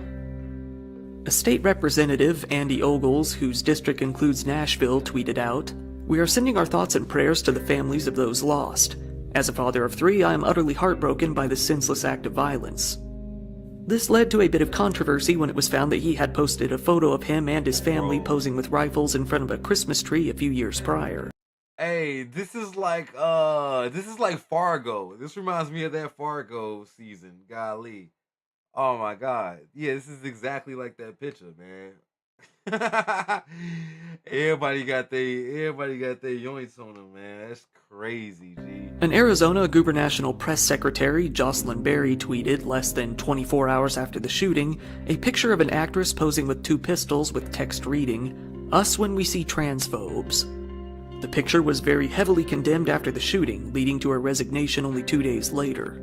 Paige, the woman Hale had fawned over, came to speak on CNN of what had happened, emphasizing that the two hadn't really spoken much in years. She said, Yeah, I'm with you. "I knew her well when we were kids. I didn't know the adult. I didn't know that side of her. We got to see her grow in her skill on the court. We did really good that year. We went all the way to the..." That year! What? She said we did really good that year, chat. Oh my God. Fuck! Oh my God! No! She said we did good that year, but I don't know her as an adult. Fuck! Oh my God! City championship, so it was really kids. I didn't know the adult. I didn't know that side of her. We got to see her grow in her skill on the court. We did really good that year. We went all the way to the city championship, so it was a really good year for us. We had a real camaraderie. On a page for Hale's school, several former teammates spoke of their shock at what had happened. One posted, "This is crazy, y'all. I'm sure any of us could say the Audrey we knew back in high school was so opposite from who they were this morning. It's tough enough to grasp if we even knew Audrey, you know? I know this is a shock to the NSA fam. My heart breaks for those sweet families who lost loved ones this morning. This is crazy." Another responded with "Jesus" in all caps, while another reacted with hearts. The police officers who took Hale down were honored for their efforts in neutralizing them. These men were Michael Colazzo and Rex Engelbert. Both of them were labeled as heroes for stopping the attack before it could have been much worse. After their body cam was released, they were praised for their bravery and professionalism. The police came to warn Hale's parents that they had been in grave danger and that their child had planned on murdering them as well. They could have said this due to something that was listed in Hale's to-do lists, because of the negative writings towards them in general in the journal, or because they really were the other two names listed on Hale's hit list. Oh, okay. Why y'all take them out if y'all was gonna tell us, man? Come on, bro. Y'all dropped the ball because y'all tried to redact the name, but then y'all say, yeah, they were the other two names. The mom and the dad. Oh, bro. So your mama, your daddy, Uncle Donnie, and then a whole freaking school of people that you don't know? What are you doing, G? What are you doing, bro? This is crazy. This is absolutely crazy behavior. Why are you moving like this, G? It's like, for real though, your parents are the only two people that you knew in this whole situation, and it sounds like they actually treated you okay. Everybody else, you didn't even know these people. You don't know Donnie. You don't even know that guy. You could be pissed off at him all you want, but you don't know him. You don't know anybody from this school. Bro, what is your problem? Why are you like this, G? I don't get it, man. I don't get it, man. And that's why they went and go, bow. That's what happened. That's what happened, baby. The police's exact reason for saying this is still unclear. Hale's family was left with little to do but go into hiding after the attack. Their father did return to the family home, now boarded up, a few days later to get some belongings, but didn't speak to any reporters. Hale's mom did post on social media, asking for privacy and linking to a few Keep Guns Out of Schools fundraisers. For the most part, they have lived a very secluded life since the attack. As it usually goes with mass shootings, poor old Sam Hyde was labeled as the perpetrator online shortly after it all went down. Given that the shooter was already fairly known in the media, this really didn't have an effect on the public. What did have an effect, though, was a fake manifesto that was posted to Twitter claiming to be from the killer. While many came to call Hale's writings a manifesto, this wasn't really the case. Without delving too deep into the technical meaning of the word manifesto, these writings were more of a collection of casual journal entries mainly meant for Hale themselves. The FBI adamantly refused to release the journals, saying that the detailed instructions Hale left behind in preparation for the attack would only serve as an instructive guide for other prospective killers. This led to a problem, though. Without the journals being released, the public had very little to go on as to Hale's past or their motivations for carrying out the attack. Many came to assume that Hale was only doing this due to feeling oppressed as a transgender person and taking their anger out on Christians who were less than supportive of their lifestyle. Unfortunately, with a case like this, it's impossible to talk about it without involving politics. This is because the immediate aftermath of the case mainly revolved around a political discussion instead of the actual deaths, and both sides of the political spectrum took it very differently. When it came to the right, their reaction was more or less what you might expect. Mainstream media outlets and online users would tend to point out that Hale was transgender in order to try and use that as proof that all transgender people are insane or evil. The response from the left was a bit more surprising. While many people on the left out there mainly just wanted the transgender aspect of the story to be left out, feeling that it wasn't really relevant, many others out there had much more extreme opinions. Users online will often write that school shootings and the admiration of school shooters are a right-wing phenomenon, but this case came to prove that it's not quite so simple. While the majority of people on both the left and right don't admire these kinds of people, this case served as clear evidence that both have the potential to. Some portions of many left-leaning platforms online actually began to view Hale as a hero, such as on Reddit and Tumblr. This side of the internet only really cared about two things: that Hale was trans and that they seemed to target white Christians. Due to this, they were able to overlook the child murder and see Hale as one of their own. On Reddit alone, several different subreddits were made for the shooter. These included r/AidenHale and r/Covenant Shooting, among others. To understand how much of a failure of moderation this is, Columbiners tend to make up the majority of the supporters for school shootings that you will see online, but Reddit does actively ban Columbine subreddits that allow admiration for the killers. Reddit has still not banned all of these Hale subreddits. Partway through the writing of this video, r/Covenant Shooting was banned, but it was for lacking an active moderator, not for its content. r/AidenHale remains and has stood for 2 years. Most posts on these subreddits and on some others were in defense of Hale or featured some sort of hero worship. Included were posts urging users not to dead-name Hale, saying that that's not what they would have wanted. This was a bit odd considering that Hale used both names to the very end, even, unknown to the posters, signing Audrey on the final page of the journal before heading out. Others blamed the parents, saying that they didn't accept Hale as gay. We later came to learn that this happened long after the planning of the massacre had started. Rest in peace posts were also made, as well as others that lamented that they couldn't attend Hale's funeral, urging other users to donate to trans charities in their name. Others did post that they hated Hale. This was, first and foremost, due to the fact that they hated that Hale had hurt trans activism. Their hatred was, above all, due to the fact that Hale's actions would likely hurt their cause. The fact that 6 people had died was usually further down the post as a secondary reason for the hatred if it was mentioned at all. In the end, though, many Redditors were still on the other side. Many others said that misgendering wasn't really a concern to them when the subject had hatefully murdered several children. Others said that trans activism came second to more relevant issues to the case like mental health. Still, though, the posts in support of Hale continue to this day. On Tumblr, an even more left-leaning platform, and one that is also known for hosting communities in support of school shooters on both sides, such as Columbiners, there was even more support for Hale's actions. As expected, there is even some fan art. Some users outright celebrated Hale as being cool, while others were upset with the fact that the topic came down mainly to gender and that Hale didn't get more respect in the true crime community. Others wrote entire blogs in support of Hale and what they had done. Little did any of them know, not only did Hale plan the attack long before even knowing what transgenderism even was, they didn't target the kids for being Christians at all. The main plan had been to shoot up a black school, and that only changed because Hale didn't want to be seen as racist. The fact that the kids were Christian was only a byproduct, something that Hale only mentioned as a factor that might get them more attention. Hale actually continued to believe in God until the very end. Not only that, Hale actually showed a lot of hatred towards both the LGBT community and towards the Biden administration. One thing that these users would probably hate the most was knowing that Hale ranked being a gun owner as being on the same level of oppression as being transgender within the journals. In the end, this case came to prove that showing support for mass killers isn't necessarily something exclusive to the left or the right. No matter what side of politics, many people out there will, unfortunately, support the most heinous acts imaginable as long as they feel that the person is on what they feel is their side. It shouldn't be controversial to say that anyone can be evil, regardless of the demographic. Not only did failing to release the journals result in a disturbing amount of support for Hale online, but it also prevented further legislation from being made regarding firearms. So people are truly taking her side. They're taking their side. They killed 3 adults and 3 children, and somehow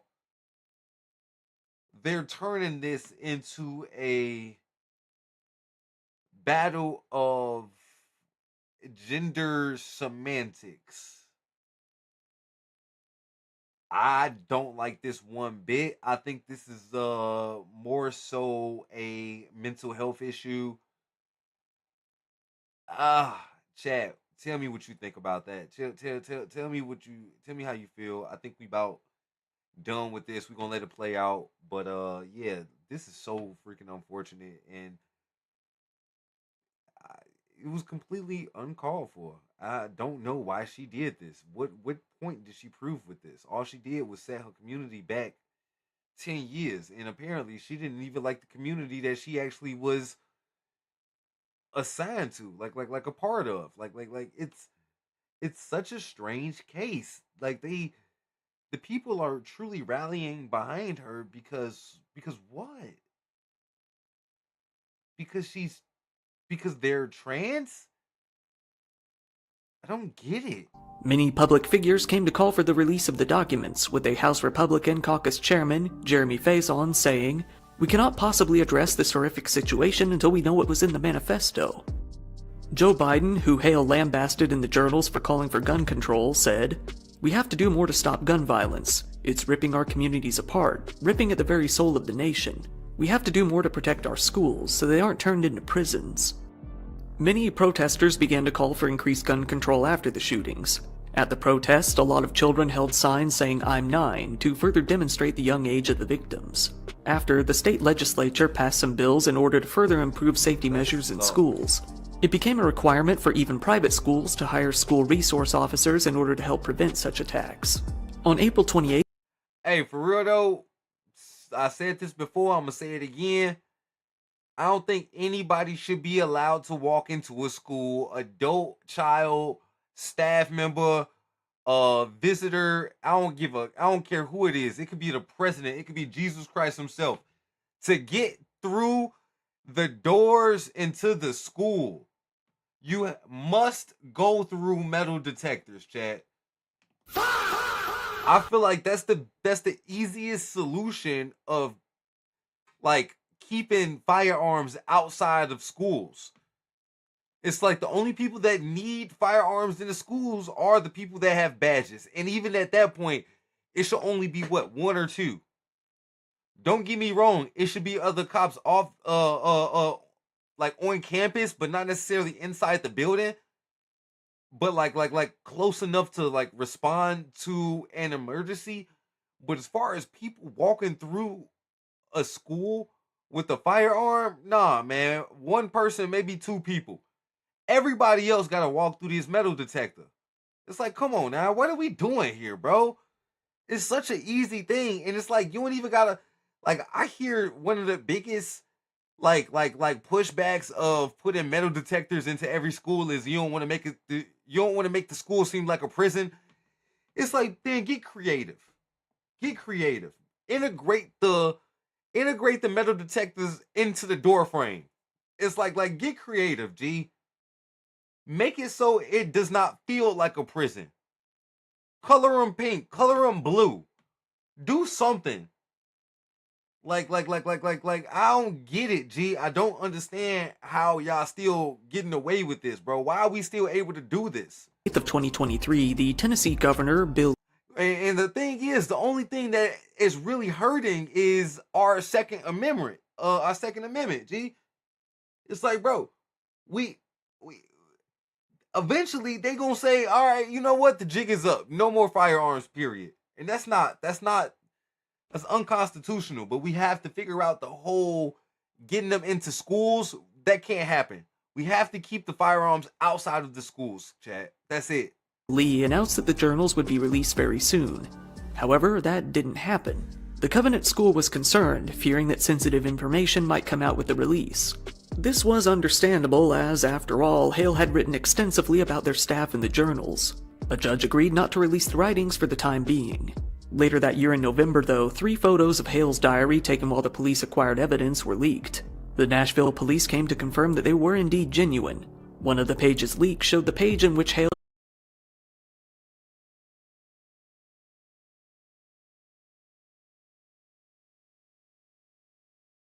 no longer had the confidence to cooperate with the police.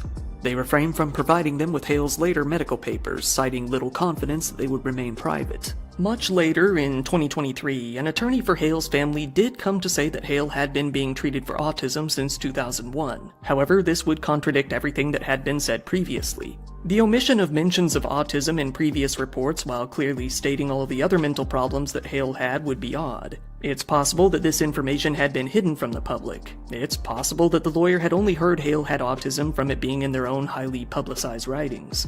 It's also possible that the lawyer made a mistake. Without clear medical records, it will be hard to say. The parent company of a local newspaper, the Tennessee Star, decided to sue the FBI after they denied the release of the journals during a FOIA request.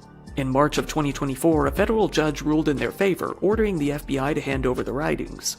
The FBI tried to dismiss the suit, but the judge said that they hadn't provided enough detail as to why the papers couldn't be released. Given that the National Police Association was also suing the city of Nashville for the release of the documents, there wasn't much that could be done.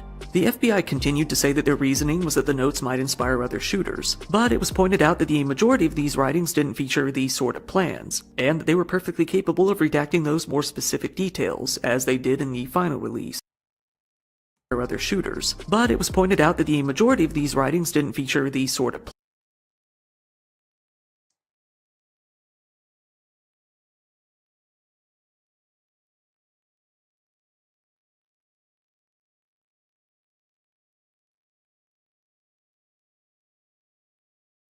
plans, and they were perfectly capable of redacting those more specific details, as they did in the final release. In April of 2025, the police department formally closed their investigation into the shooting, given that the perpetrator was long gone and there was nothing more to be done.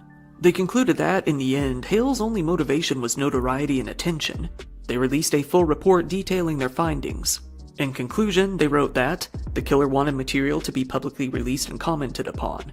They wanted books, documentaries, and movies to be made about the attack. They wanted the guns used in the attack to be placed in a museum and wanted their bedroom to be left in its current state as some sort of memorial. They wanted to inspire other shooters to succeed. And, above all, they wanted to show off their superiority to others. However, by Hale's own definition, they were a failure. They had mocked other shooters who killed less than 10 people, calling them amateurs and deeming them as detrimental to the cause. Hale felt that only killers with 10 or more bodies could be truly godlike. It was then and only then that they could even come close to deserving something close to the notoriety that Eric and Dylan had achieved. At least we can know that, in their own mind, Hale died a failure. Adding insult to injury, they were killed by the very same white police that they hated so much. Since the release of the journal, support for Hale online has gradually decreased. It's unclear if this is due to the journals containing material unexpected to those who admired Hale, or simply because enough time has passed for their supporters to move on to other tragedies to be passionate about. Given that Hale is dead, the main journals have been released, and that there have been no new developments in the case, it seems that Audrey/Aiden Hale's story is finally over. This story serves as a grim reminder of what can go wrong when a mentally ill person goes down the wrong path. This story perfectly demonstrates that it doesn't matter what side of politics you're on or what your identity happens to be. Evil can and will still rear its ugly head after the perfect storm takes place. Alright, golly, chat. That does it, man. Holy hell. And there you have it. There you have it. Mentally ill, transgender, homicidal, highly obsessed. She goes out in a full barrage of bullets after taking out 3 children and 3 adults. Chat, I can't say this was a happy story at all. This was one for the books, though, I must admit. But yeah, there you have it. You seen it here first, chat. Hey, I appreciate everybody rocking. This was a long one. Yeah, I'm calling this series the one and done because simply because we only doing one video, and after that we're gonna be done with the whole string. So yeah, probably do this 2 or 3 times a week. Bring something provocative, creepy, a little interesting, and yeah, we gonna just deep dive into it. Like I said, I appreciate everybody tuning in. If you're watching on YouTube, thank you so much. I love y'all, appreciate y'all. Like, follow, subscribe. You're watching on Twitch, hey, go ahead and send your boy a sub, man. It's only $7. Go ahead and do it. It ain't gonna break you. With that being said, I'll catch you next time. Like I always say, it's your friendly neighborhood mushroom man, your boy Max Shrooman. I'll see y'all tomorrow. I am